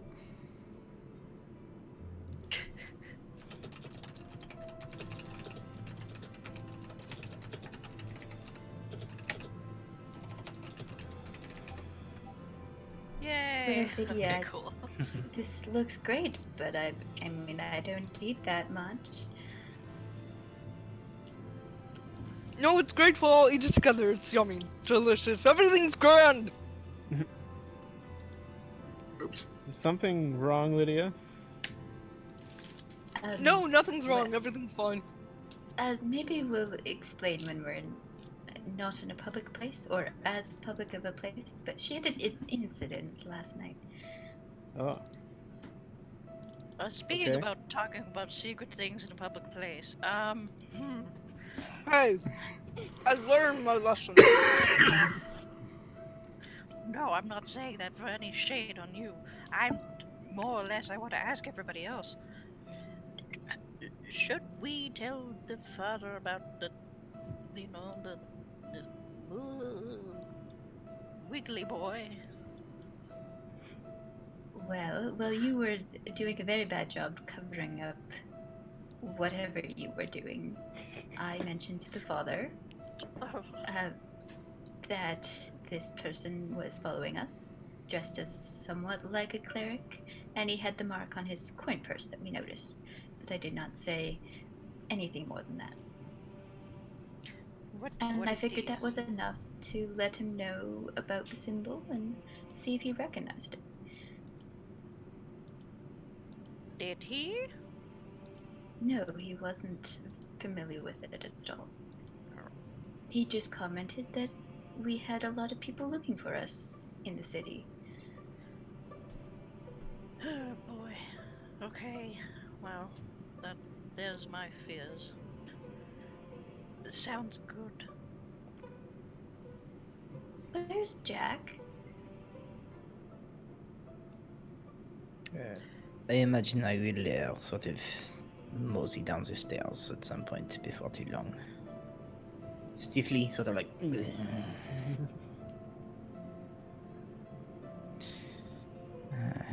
Good morning. I see you have ordered enough food for us plus roughly 33 other people. Good. I see you did not die from my berry. Yes, it was.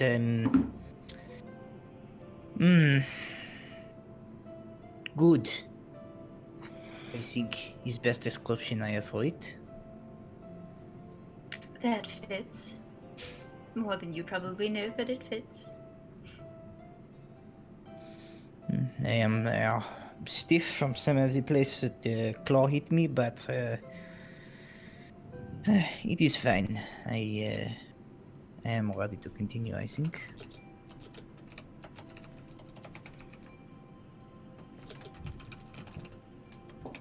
I'll So what's start on- eating fruit and just fill my face for the day. So I just want to toss this out because Twitch is asking. So yes, as you can see, we do have a picture for the Staff of Dawn now. Oh, No, that gosh. was not done in advance, Stop.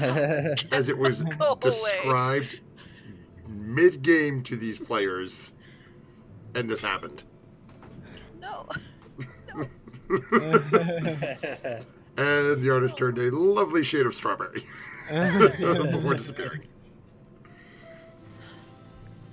Oh boy. Come back! It's wonderful! I need our wizard. Oh, It is a bloody brilliant depiction, though. thank you. It's amazing.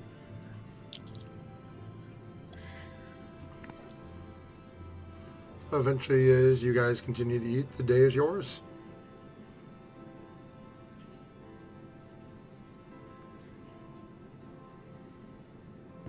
So, what was the circlet made out of? Like, literally?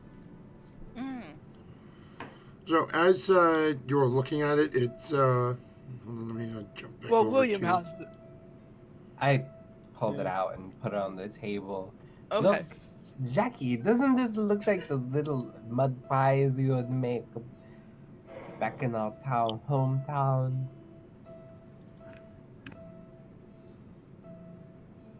Where do you get this?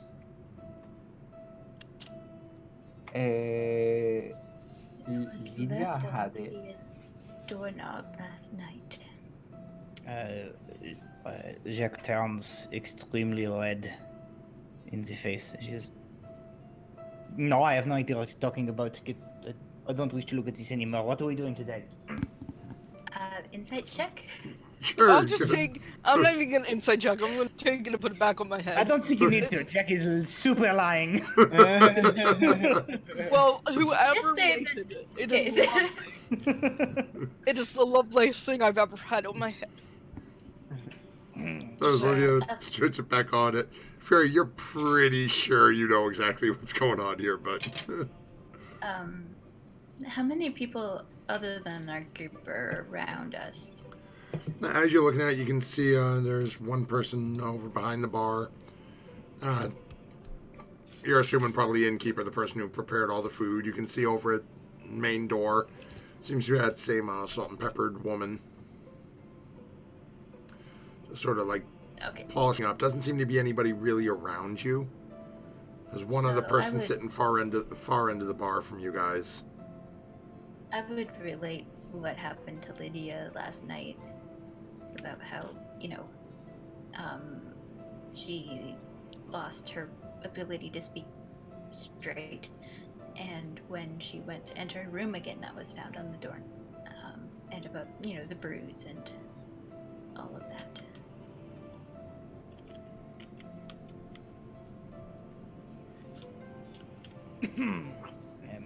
But- that is so you weird, can- certainly. You can speak again now, Lydia, it seems. Yes, without trouble. Indeed. So naturally, Jack, I am very suspicious of this circlet which Lydia found, which fits her perfectly. It seemed to me that it has nothing to do with Really roll 20. the talking is quite this crazy speak that you have happening there. Yeah. Yeah, it's I'll really just weird. give her an annoying look and just shrug and, alright. Jack, is there something you're not telling us? No. No, Jack's fine. No, I This don't is know. just the prettiest darn thing I've ever had in my head. Wait, I just heard something all of a sudden. Wait, I gotta remedy this. Well, ain't that the prettiest thing I've ever put on my head? I'm just saying. Alright, more breakfast meat. He's just So, kind of who should staring we at visit Jack, today? but not saying anything more. Snowmoon, who do you think we should visit today? Well, we already visited the father, and he didn't seem to have too much information for us. And when I asked if we should come back today, he said the job was in our hands. So formulate a plan of attack and contact our friend. Yes, unless we think Melee Bailey might know something about this wreath. I don't know. No, it doesn't seem like in her wheelhouse. I think she might be more interested in the dream that Lydia had, or that sort of thing, though. Oh, how romantic, talking about your dreams to Melee Bailey. I'm sure she would love that. Does she give you a vibe? You know, like a weird vibe sometimes that she's. There are. Oh, don't you know it? Okay, it's not just me. With the pinching your arse vibe. Oh, well, not that vibe, but vibes are definitely off. That is definitely just you, Lydia.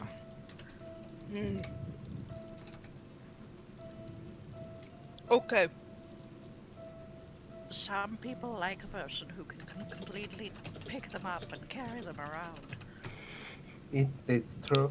It's true. I could probably do that with you, Art. They stop talking. Oh. Yeah, and Snowmoon is like made visibly uncomfortable by all this conversation. Alright, maybe kind of going like- to Melee's is not a good idea. So, what's the plan? Well, I need, or I would like, information from the Viceroy.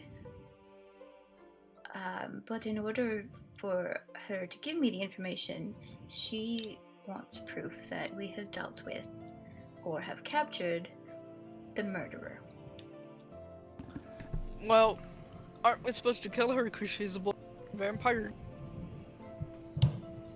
Keep your voice down, Lydia.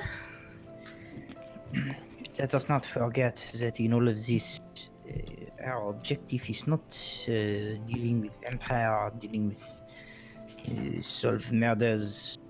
Our objective is to get into our house and steal all of our shit. We should That's the only be reason sure that That's whatever my we do, sister. The only we reason I'm get doing the what murder we thing is need to out of get it. the information, and as soon as that information is in my brain, I do not care what happens to either her or her house. So I'm not sure how we fake finding the murderer. Perhaps Yes, I think we have to at we least can play ask along. for those fingers. I've got an idea. Why don't we bring Skilrix with us, and tell her that we found the murderer. Sorry, Sickles, and we found the murderer, and then he'll actually be high on our side. Yes, this is what I am thinking as well. That might be a good plan to Yes. do. Yes. And She did. me and Jackie could do some subterfuge, sneak in while you do this. Would This is not question. she be Do we wish to try to confuse and rob her while we are doing, or do we wish to simply um, have Zekli come in with us and then we spring the trap and kill her as she is a vampire monster, and then we just take what we wish from our house after she is dead? No. What do you think, Well, Philia? definitely consider that Jack was not able to scope her whole home. Places might be magicked. So, I don't know how magic works, but maybe killing her set off something? Not killing her keeps stuff in place? I don't know. I might be overthinking it, but I know I want that information. And we need to prove that we've found this murderer. So, taking in Seklis and maybe his fingers that he cut off would prove enough of her. However, we might get separated if we bring him in. Perhaps we should include Serglis in this discussion. He has right to say if he wished to be used as bait, I think. But also he has been on the hunt longer than we have. Maybe She did no more. He was mention that. scoping. He was looking at their house. Maybe he know more information than we know about this estate. The lady did mention that perhaps the mere fingers themselves would persuade her that the murderer has been dealt with. But we do not have them, and maybe he does. So, yes, I think contacting him would be a good idea. Then I can send a message with the talking rock he give me. What is it? Do we want to have him come here, or do we want to meet somewhere else at a established time? I'm assuming he would go somewhere safe to talk about this. More so than we do. I sort of glance suspiciously around this area, like somebody is here watching us, sort of idea.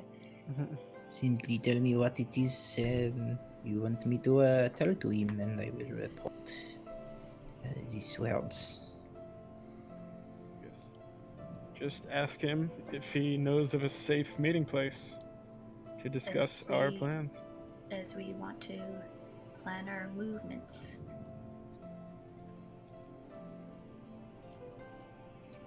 Okay. Don't mind me, I am just counting words because there is limit.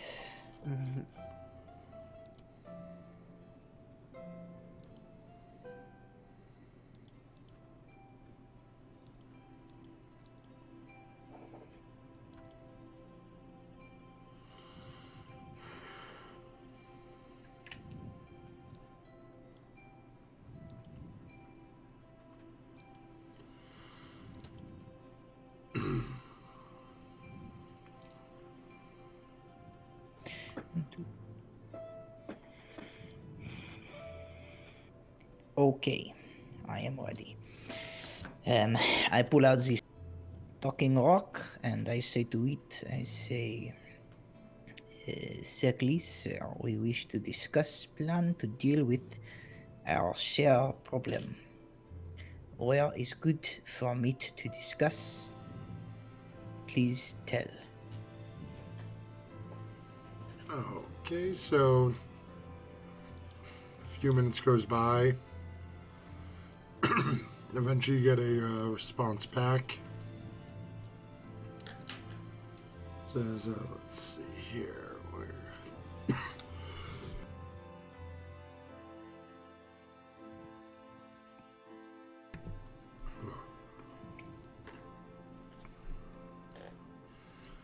You get a response back in a little while. We could meet in the Brook Ward. Ruined theater called Pavilion of Ice.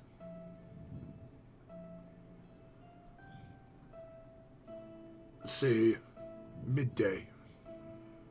It'll take me some time to get there.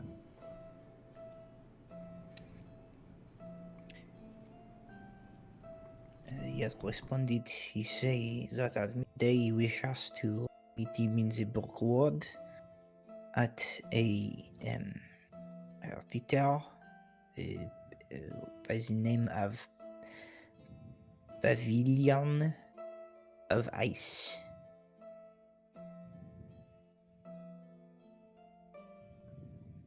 Very well. Pavilion. What is pavilion? Isn't pavilion a French word? I think it it sounds is. like it would be. It's a French word, but it is not a French word. It's like a theater, Jack. A stage.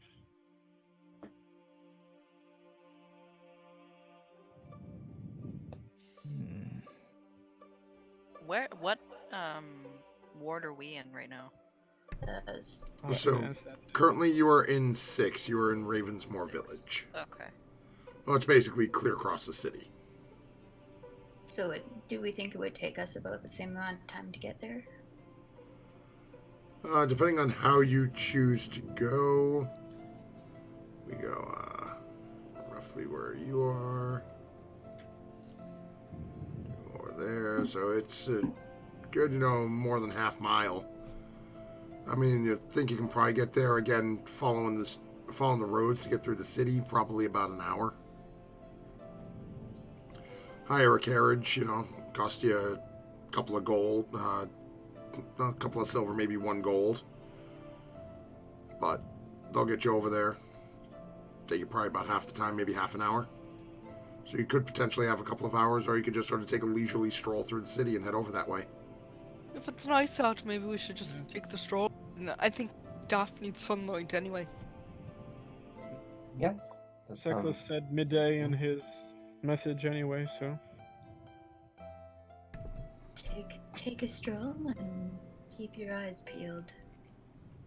Considering what happened last night. Yes. And actually, like, during our stroll, I'll actually, like, I'll tail us, so that way I can notice if anyone is following us. Good thinking.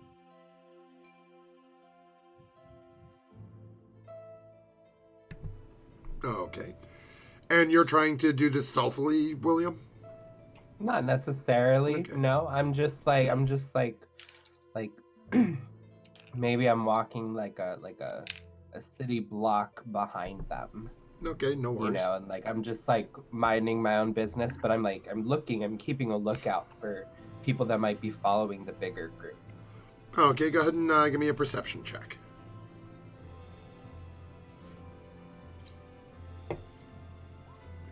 Okay.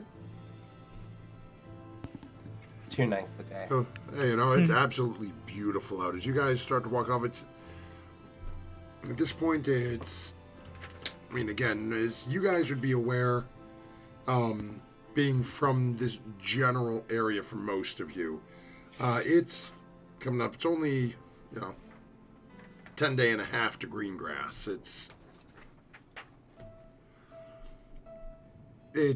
that time of year where it's either it's really nice like it is now, temperate, or it is pouring.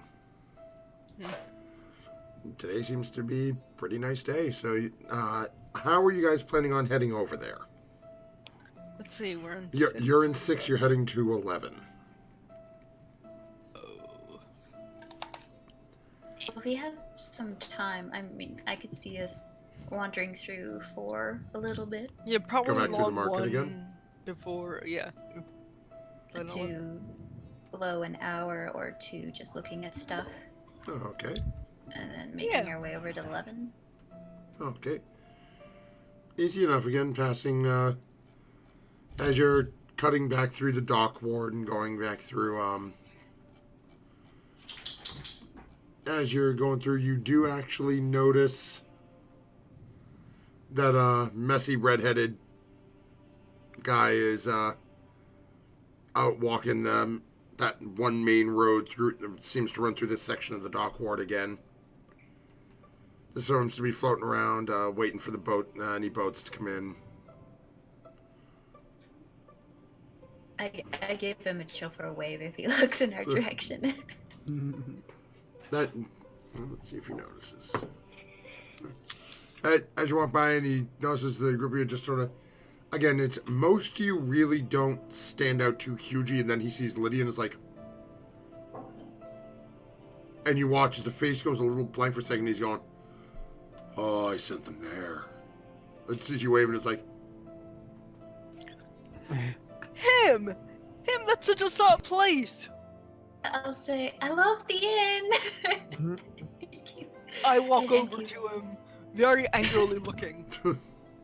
I put my hands on try my to hips stop and I go, him. that was rude. And scary. he's just looking up. His face, he's almost sheet white right now, just staring up at you. Don't listen to her. I loved it. You're weird. And I storm away.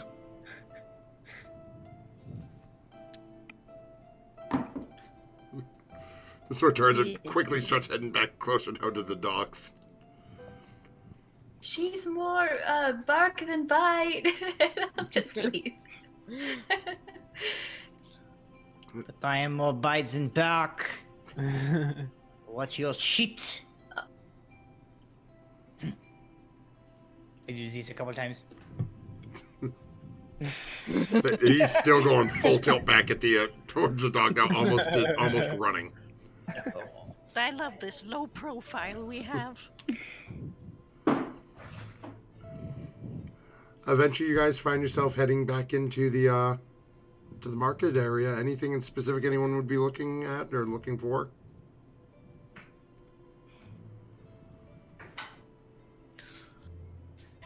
A pickle on a stick, like at the Ren fairs. Okay, I don't let's think see so. I think I here. would just be looking at all hand-carved or handmade trinkets and stuff and just admiring the handiwork. I'd be saying very loudly, well, my circlet is better than anything that they have under this tent.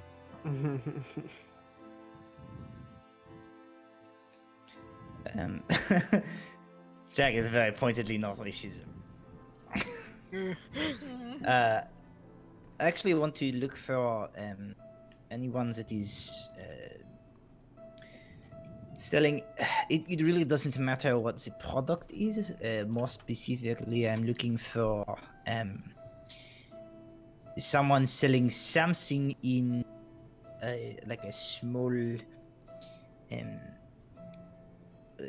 almost like what like a potion bottle would be, or a perfume bottle, or just sort of a slightly ornate-looking glass container. Okay, let's.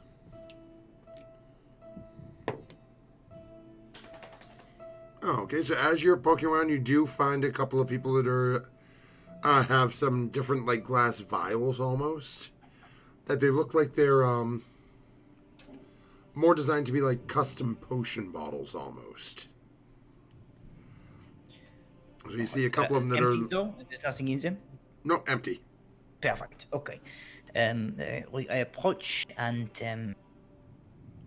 I look over the wares. I'm looking for one that looks. Je ne sais. Sort of. Je ne sais quoi about them? Je ne sais. Has a sort of. Je ne sais. No, it has to be sort of. I don't know. Sort of ethereal looking. More like. light and sort of beautiful.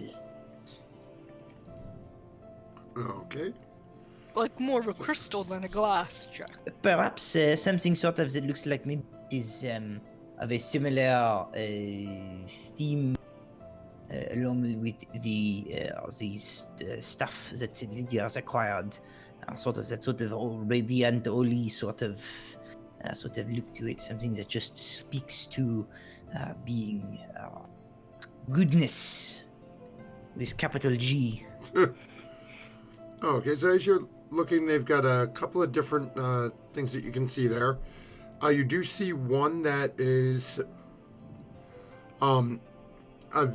very sort of almost stereotypical, when you're thinking like, then I'll say video game potion, which is like a large, round, perfectly spherical bottle with a very small little opening at the top. You see a couple of others that they look to be more, I guess I'll say regally designed. So you're seeing one that is basically it's shaped similar to a like a kite, but it is 5-sided with a square base to it. And those 5 sides meet at the top, and there's again just carried up with 5-sided basically a neck to it. And as you're looking at, they even include a small 5-sided, looks to be a cork or leather stopper. Does this have is this a sort of specific religious iconography to it, or is it just fancy? No, it's just very fancy looking. Okay, and I'll inquire to the vendor about that one, the kite square one. All right, no, there's nothing in it, but if you're interested, it's we'll say 5 silver. 5 silver. 5 silver, we'll throw in the stopper for free. I make a big fuss of looking in my coin purse.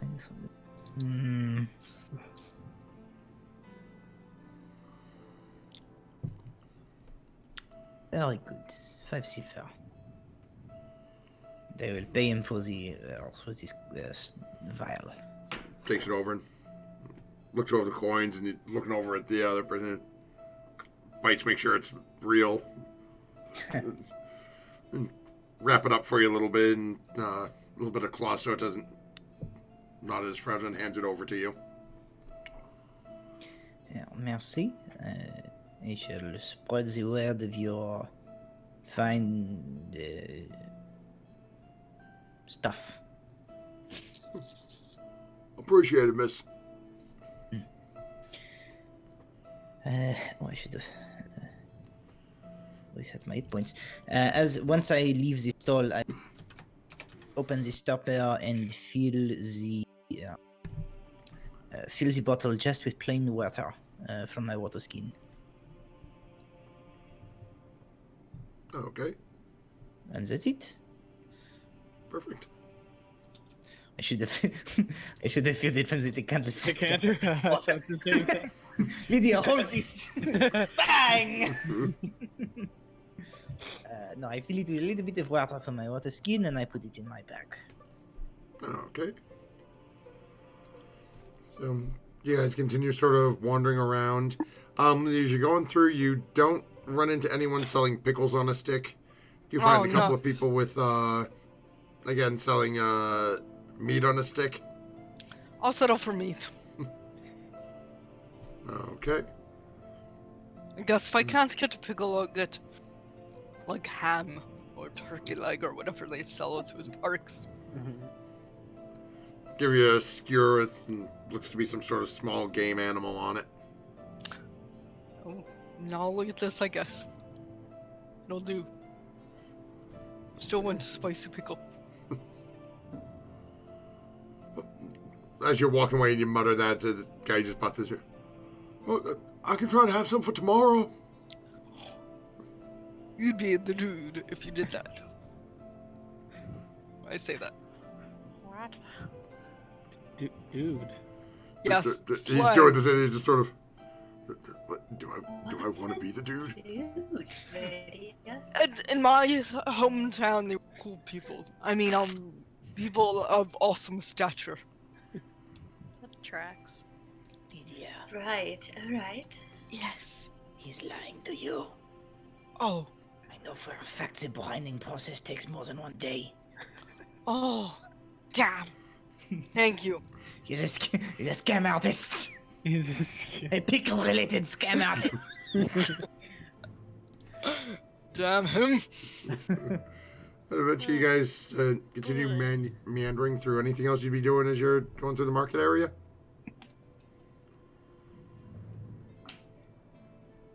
Nope. I don't think so. Okay. That's right, I saw Art thinking. So, eventually you guys start to make your way through, heading to the Brook Ward. As you start going through this area, let me jump down there on my sheet. I'll pull this up here so I'm not being rude and looking away from everybody. Okay. Are we crossing the bridge? Or... Nope, because you guys weren't down in this, you weren't down in this section initially. Oh, okay. You're basically, let me grab, where is my ruler again? Show to others. It's basically, you started out over here, basically cutting through like this to get to the, Yep. again, not a straight line, but close enough, to get over to the market, and then coming from the market down to here, and then over into the Brook Ward. Okay. Gotcha. So as you're meandering through, eventually, you ask a couple of locals to get sort of pointed in the right direction. And when you start mentioning the Pavilion of Ice, they all point you in the same direction, but they also give you this sort of like half-cocked look, like, really, why there? Eventually, you guys start heading down Main Street, take a right, and as you're coming down, all of a sudden it becomes clear why everyone's giving you these sort of funny looks. Down at the end of the street dead ends at this massive building. The front of it, you can see, has these ornate, looks to be like white marble stalactites and stalagmites coming down.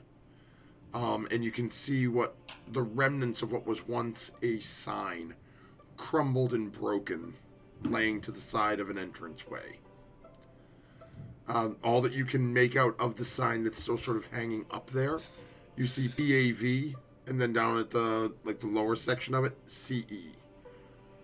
You're pretty comfortable with the direction you were given in the sort of like snowy, icy motif on the outside of it, that you're in the right place. But it definitely looks like this place is sort of beaten and worn and seen better days. Are we in like a bad area, or is it like safe? It doesn't seem to be a bad area. It's just a abandoned building kind of Yeah, thing. it looks like something Okay. happened here. This building sort of either somebody stopped caring for it, Okay. fire, tragedy, something happened, and the building was just let to go. As you're Okay. looking around on the street heading down there, there's a small oddities store to your left as you're walking down the street. There are a couple of other buildings that look to be like storage, or there's no like customer facing, so to speak, Okay. on the right hand side as you're heading down. But Gotcha. as you're looking, you're not really getting any weird vibes from it, other than ooh, creepy broken building. Okay. This is the sort of place a weird, creepy person would want to have a clandestine meeting. Gotcha. Should we scout out the place a bit before we go in, or do you think we should just go in? I think we should just go in. Alright, you first. I'll step forward and cross the threshold. Okay. Look around. As you walk in, you've got a little bit of light coming in as you start walking in sort of the entranceway. And again, it's one of those like theater entrances where you're walking in on the front sort of walkway, you're under the overhang, and then you sort of all get funneled into this main doorway. Snowman, as you start walking in with your party following a little ways behind you, you realize that first thing is you go about 5-10 feet in and you start looking around. You've only got about 10 feet of light left, and then it's just darkness in here. As you're looking around, you can see that you're standing on what at one time was probably a fairly nice, like, all-purpose, but still a fairly nice rug. As you're looking down at it there, you can see it's dirty. It's got holes ripped in it. You can see points that it looks like rodents or other small vermin have been chewing on it. And then a little ways beyond that, just darkness. I guess I'll turn my head back and forth again a couple times and call out, Seklis, are you here? At this point, it's probably still a little before he told you guys to meet him. Oh, okay. Would you still call out, even knowing that it's not quite midday I guess yet? knowing that we're a little early, not yet. Okay. I didn't realize that, so. Yeah, so you guys did burn a little bit of time, but knowing you didn't know exactly where it was, making sure you'd get there. You've probably got about, give or take, 15 minutes to a half an hour. The group of you would estimate before Seklis shows up. I would cast light on a rock so me and Snow Moon and whoever doesn't have dark vision can see. Oh, okay. Maybe we should go in a ways so that the light doesn't leak out, and I Sure. can keep a watch out front Okay. and come in if I see anything out there. But knowing his roof habits, he might approach from any angle. True. I give Snow Moon a rock I cast light on, and I say, "Lead the way." I'll take the rock and I'll start to walk in further. I mean, as you walk in, it's like walking into an old-time theater. You see as you're walking in on this, again, everything you're looking at has this very sort of vaudevillian theater feel to it. Bright red carpets. You can see that there were once, like rope, these gold-colored posts with red rope hanging between them, leading up to what looks to be like a ticket counter. That all of this is sort of like the ropes are drooped, some of them are cut. You can see that these like gold banisters, a couple of them have like long scrape marks on them, like somebody wanted to see if they were really gold, and you could see that they look to be like wrought iron that's been painted, so nobody bothered to take them. Okay. You can see what looks to be like a concession area behind there as you're moving a little further in. And you can see little booths. Small looks to be like a cooking area. You can see some stone cabins. Looks to be a little like, almost like a fire pit right on the front. Some covered buckets that are sitting behind in that same area. Not sure what's in those. As you're looking, though, on either side of this, there are two doors right on either side of this concessions area. And then a little ways out, about 10 or 20 feet past those, there's another set of doors on either side. This area you're in right now is about 40 to 50 feet across.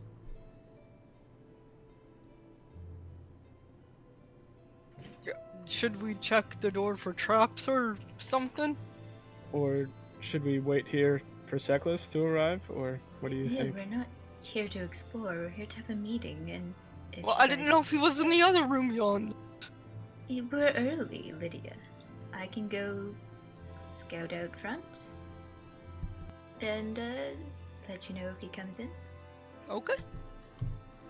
Now, William, you were following behind the group. Would you have followed them into the building, or would you still be hanging outside?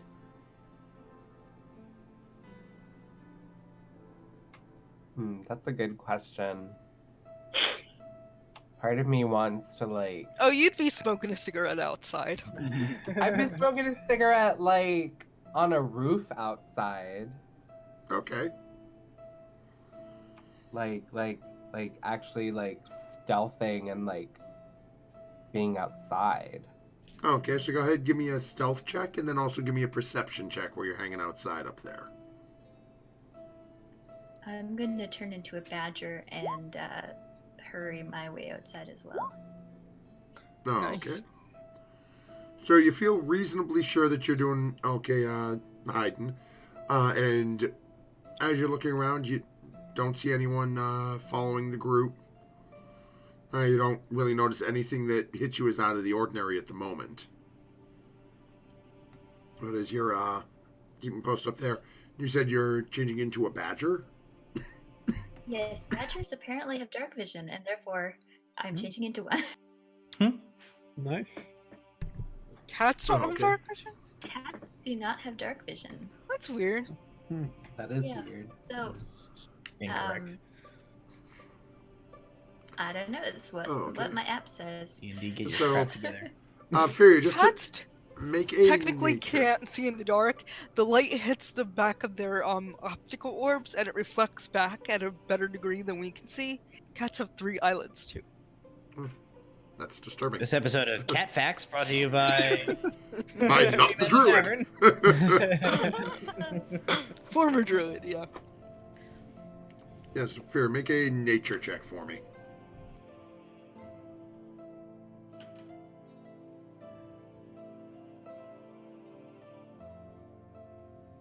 $14. Oh, okay. It wasn't overly an overly hard DC. As you start having this thought to change into a badger, you're reasonably sure that you haven't seen any badgers randomly roaming in the city. It's So, true. so it's you could definitely do so, but if somebody notices, it's not exactly expected. You're not sure how they would react. You don't know if they're natural outside of the city, as you guys really haven't done much wandering outside the city other than that quick jaunt into the forest. Okay, I guess the next question I would have is, I have the Wanderer feat, so even if I can't see in the dark great as a A cat, spider would I be able can. to find my way back? A spider that I can see in the dark is also a medium spider. Don't Oh. you retain dark vision in your wild shape, though? You But don't. only the mental stats, all the physical stats are the animals. So knowing that I can remember paths fairly good, would I be able Oh, to yeah, easily find my way medium- back to people? Yeah, I if don't was think. a cat? Well, realistically, you guys are only probably about 50 feet within this building anyway. So Snow Moon's Okay. literally a bright ball of light that's ending about 10 feet in the door. So basically, if you were to be a cat sitting right on the door, on the threshold, the light from outside would reach in about 10 feet, and then the dim light from Snow Moon would be taken up from there. So you wouldn't have great visibility of him, but it's like for that first couple of steps. But it's still, if you turned around, there's a big ball of light, you head for the bright spot, and within 10 feet, you're Yeah, going to be I able to could see everybody without a Rely problem. on my natural Yeah. good sense of direction. Okay, yeah, then mid change, I'm going to change my mind and end up as a cat. The same black and gray cat as I was before, and Okay. primly trot out of the room towards the entrance. Easy enough. So as you get there, go ahead and make a perception check as a cat for me. As you're hanging out down low. And what would the other 4 of you be doing as your 2 lookouts are...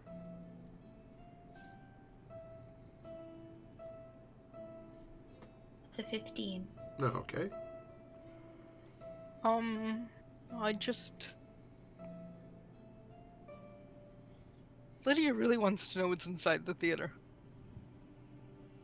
Okay. Like, should we be inside the theater? What if he comes from the back of the theater? We don't want to be what's the room that we surprised. went into? Like the concession stand area. Oh. So, yeah, so like if I you think would walking into a movie theater nowadays, you're basically in that, you've just walked in the front doors and you're in that area where the arcade and the food is. I wish Okay. we had arcades. Jack definitely wants to just go and like sit on the stage. Yeah. I'll go with Jack. Okay. Snowmoon and Artemis, you watch as Jack I and take Lydia flight start. under the rock. They'll I just- cast another rock. As you watch as Lydia and Jack start to walk away, and all of a sudden the rock you're holding goes dark. And Lydia is now holding a lit rock and is walking towards the doors. So he'll You've got just probably about maybe 6 seconds before she's in that doorway, and you and Art are just in the darkness. he'll just drop the rock he has and just stand there. He'll decide to just stay there. Okay. So, Art, what are you doing? Oh boy. Now, for you, this isn't as bad because you have dark vision. They do. I'm going to scuttle around in the darkness and look for any bits and bobs that I can put in my pack. Okay, go ahead and make an investigation check for me. I like that. Just like this little, like, in the Scamper.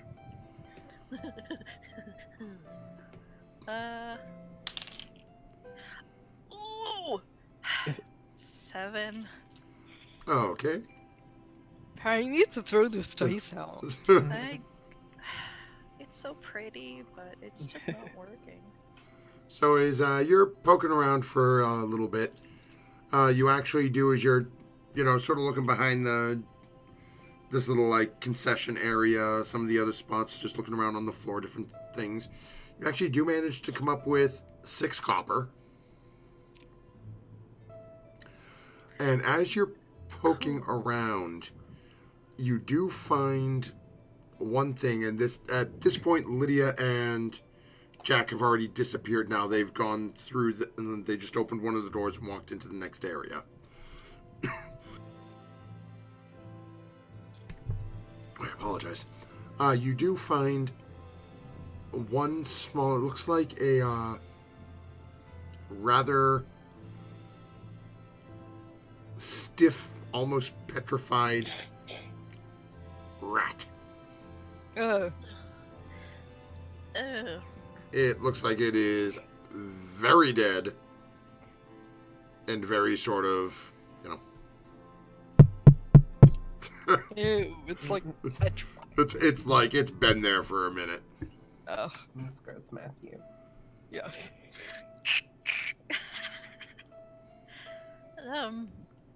Wonderful. Just gonna put that back down. Well, it's not something you had to pick up. It's just as you're looking, you're Wait, you picked it up? Maybe. I can't see in color, just muted grays. Against the rubble, kind of look like something.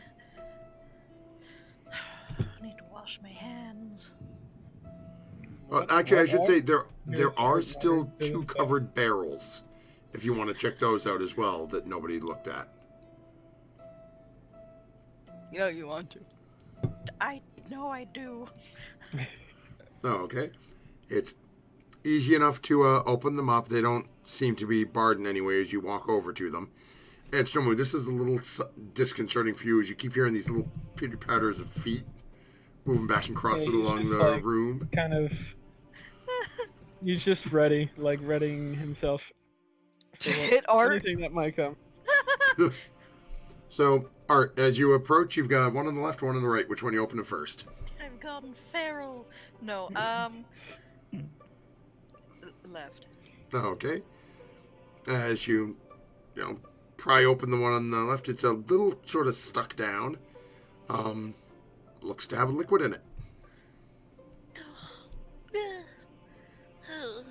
Really can't tell what it is without light or Can I trying not it. smell anything? As you go ahead and take a big whiff of it, it smells a little stale. But beyond that, it's not.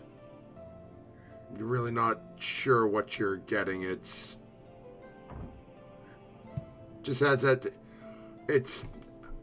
I guess the best way is think like stagnant pool of water that's been sitting on the ground outside your house for like 2 days after it's rained. Okay.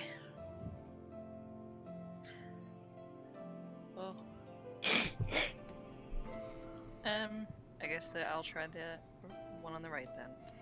Okay, so as Art starts opening up the one on the right, we're going to jump over to Jack and Lydia for a moment. So as Jack and Lydia, as you guys walk into these doors, now there are literally 4 sets of doors. Where you all were right at the concession stand, there's one on the left, one on the right, and then there's basically like 15 feet down from each of those, there's one on either side. Which door would you be going through?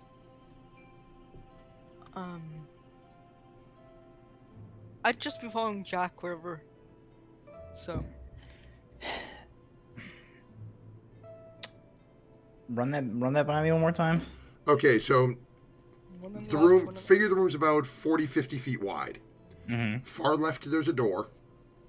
Leads straight ahead, what you're assuming is into the theater itself. Right. About 20 feet down, now we're right next to the concession stand where you guys are standing. There's another door. Opposite side of the concession stand, another door. Then far right-hand side, another door. It looks like there's just 4 entranceways into the theater. Okay. Just which one of the 4 doors do you want to go through? Realistically, whatever one I was close Okay. made this decision. She's not like searching or being particularly skeptical about this. She's just like, I'm just gonna go. Okay. So you guys head right through the door immediately to the left of the concession stand. That's probably what's closest to you. Okay. As you walk in, first thing you notice is this is a rather large theater, and it starts sloping down almost immediately. Nice, easy grade to walk, though. As the light cascades out in this 40-foot radius, you notice that it barely reaches the walls on the left-hand side of the thing, and you can see the other door on the far left from the other room. And you can see it has a path that leads down towards the front row as well. The door to your right leads down. You can't see the far wall, though, on the right-hand side. Okay. Looks like it's probably about 150, 200 feet down. Just row after row after row of chairs and benches for people to sit to watch the show. As you all start, if you're heading down, as you get closer, because you only get light out to 40 feet, once you get down about 150, 160 feet, you start to see a small area right after the last row of chairs.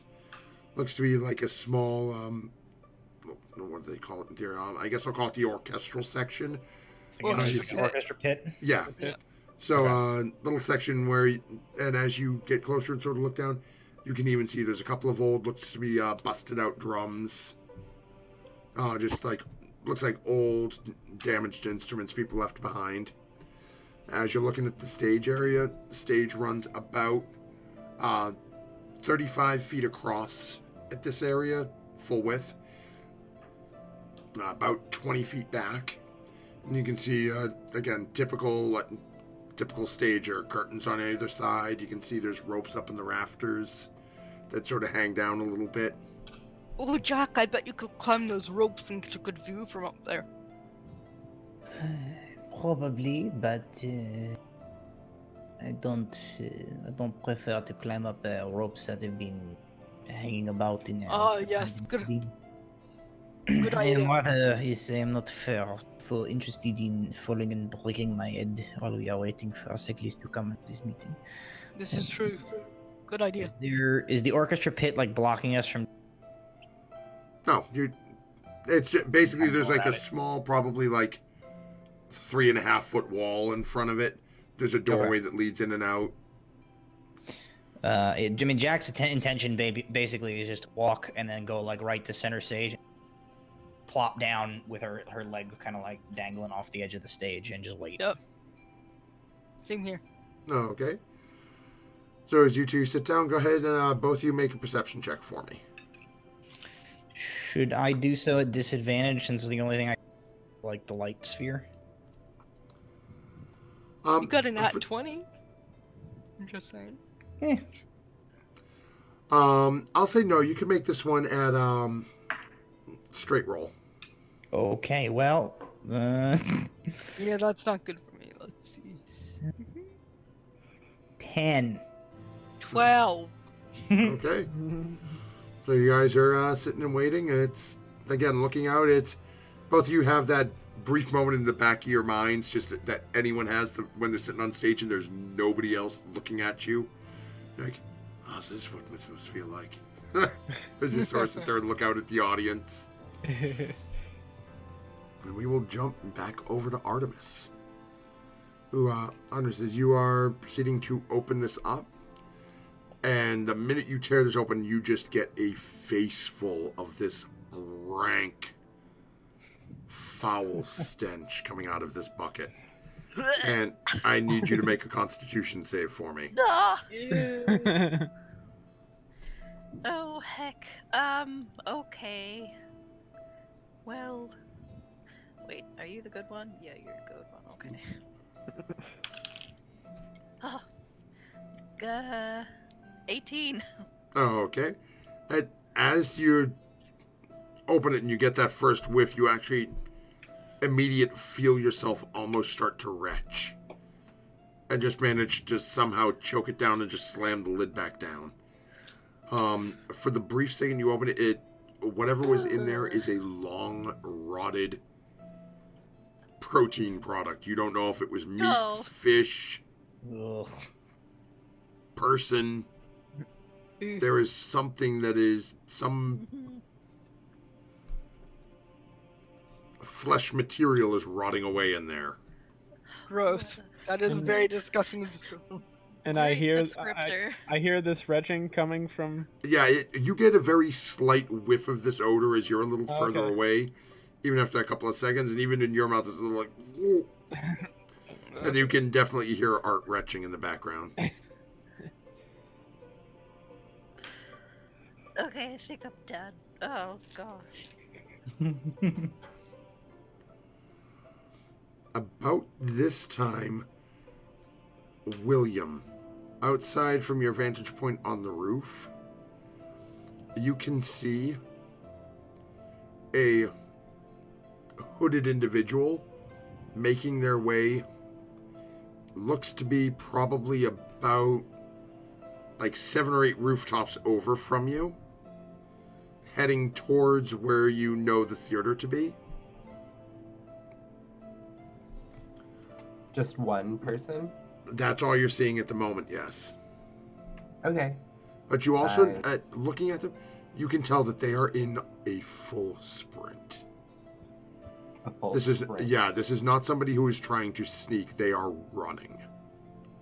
Okay. I duck back down. I try again to like hide myself even more like from behind the chimney and just observe, like try and get a good look at what's going on. Oh, okay. So as you're sort of ducked down and just watching this, after a couple of seconds you watch and they jump over to another roof and they keep running.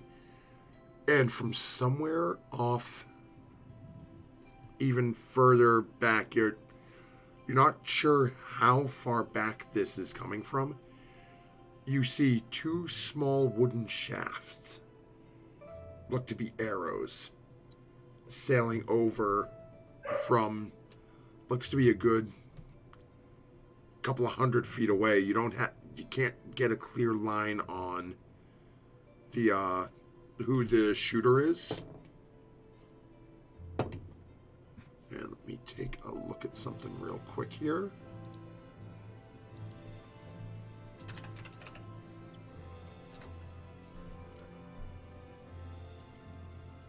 Because, of course, I cannot remember his stats. Okay, and as you watch as this person is running and, again, jumps over onto that other roof and starts scrambling up the side of the roof, and you watch as 2 arrows sink into his back. And he stumbles forward. And you watch as the body starts to slide, and as he's trying to reach up and grab the roof, just slides and then disappears in between buildings. And I couldn't see who You saw or so from where how this person looked. No, they were still, like I said, they were a good like 7 or so roofs away from you.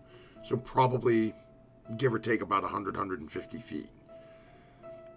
It's not And they that were heading... far, but- Yeah, again, you saw the robed individual, the hood over, but they weren't running straight at you. They were running sort of parallel. If you guys are basically making a V, both heading to the same spot. Got it. And then you saw Okay. 2 arrows come from somewhere over 100 feet away, sail up, and just slam into the back. You know, at least when he stumbled, you know this individual was still alive because they were grabbing at the rooftop. But then they just disappeared down behind another building. You don't know if they managed to catch a ledge or if they fell to the ground.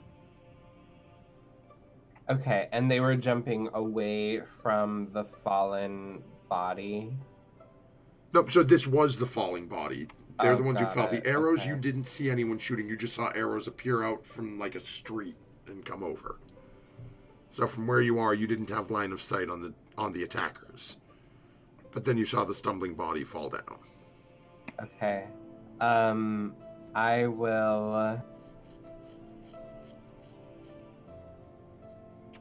think I want to get a closer look Oh, okay. at what it is.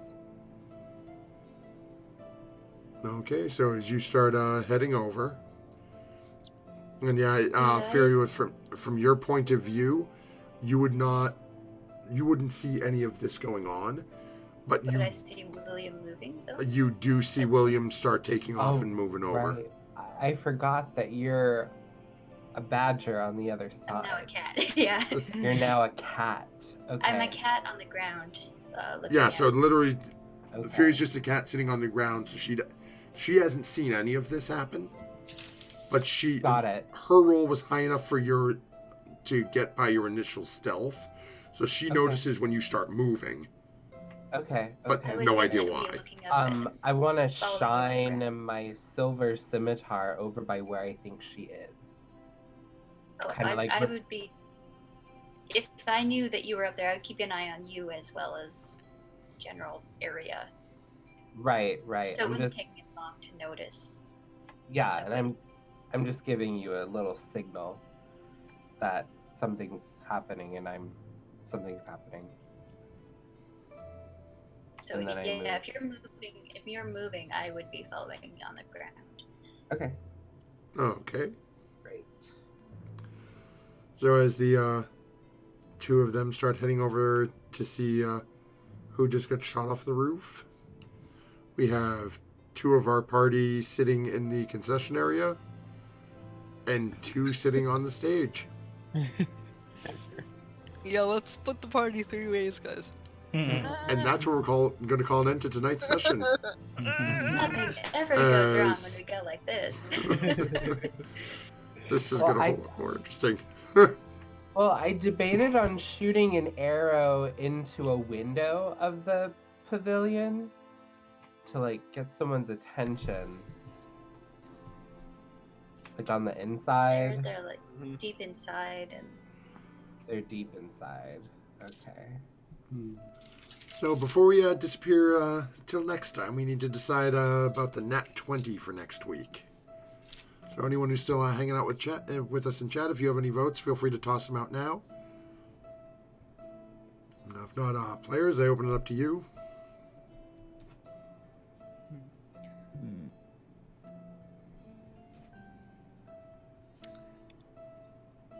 I think the only thing that comes to my mind is that poor Lydia had to deal with a lot of real unpleasant, confusing body changes. Yeah, she deserves that. Okay. yeah, she did. She Yeah. did a good job doing the no voice thing. Oh, thank you. Yeah. Okay, then we will shift our Nat 20 over to Lydia, but we will not do it that slowly. As well as the carrying Jack at the beginning. No, I forgot about that part too. Yeah. Okay, so Thanks, guys. And the allergies thing was really Oh funny. yeah. Thank you. You could have nat 20'd that deception and still failed that roll. I know. So I fun. like that Artemis was like, the allergies. That's how allergies work, right? It's fun. Heck yeah. So, we will be back next Monday to see what happens with our party that has now been split 3 ways. We have God damn it. Jack and Lydia sitting on the stage. We have Furia and William. Well, unbeknownst to Furia, following someone who just got shot off a rooftop. And Snowmoon and Artemis in the concession area. Smelling the mystery bucket. Yeah, In the smelling dark. the mystery In the bucket dark. in the darkness. That's a horrible sentence. Oh god. That is words I thought I would never put together. Yeah. So, don't forget, folks, after your cleric has a strange nightmare about screaming children and can't speak for a while, and you go to a creepy, dilapidated theater for a meeting with a somewhat strange individual, maybe don't split the party 3 ways. And really hope if you do, the proficiency bonus you're adding is high enough to save your ass. We'll see you next week, folks. I'm ready. We got this.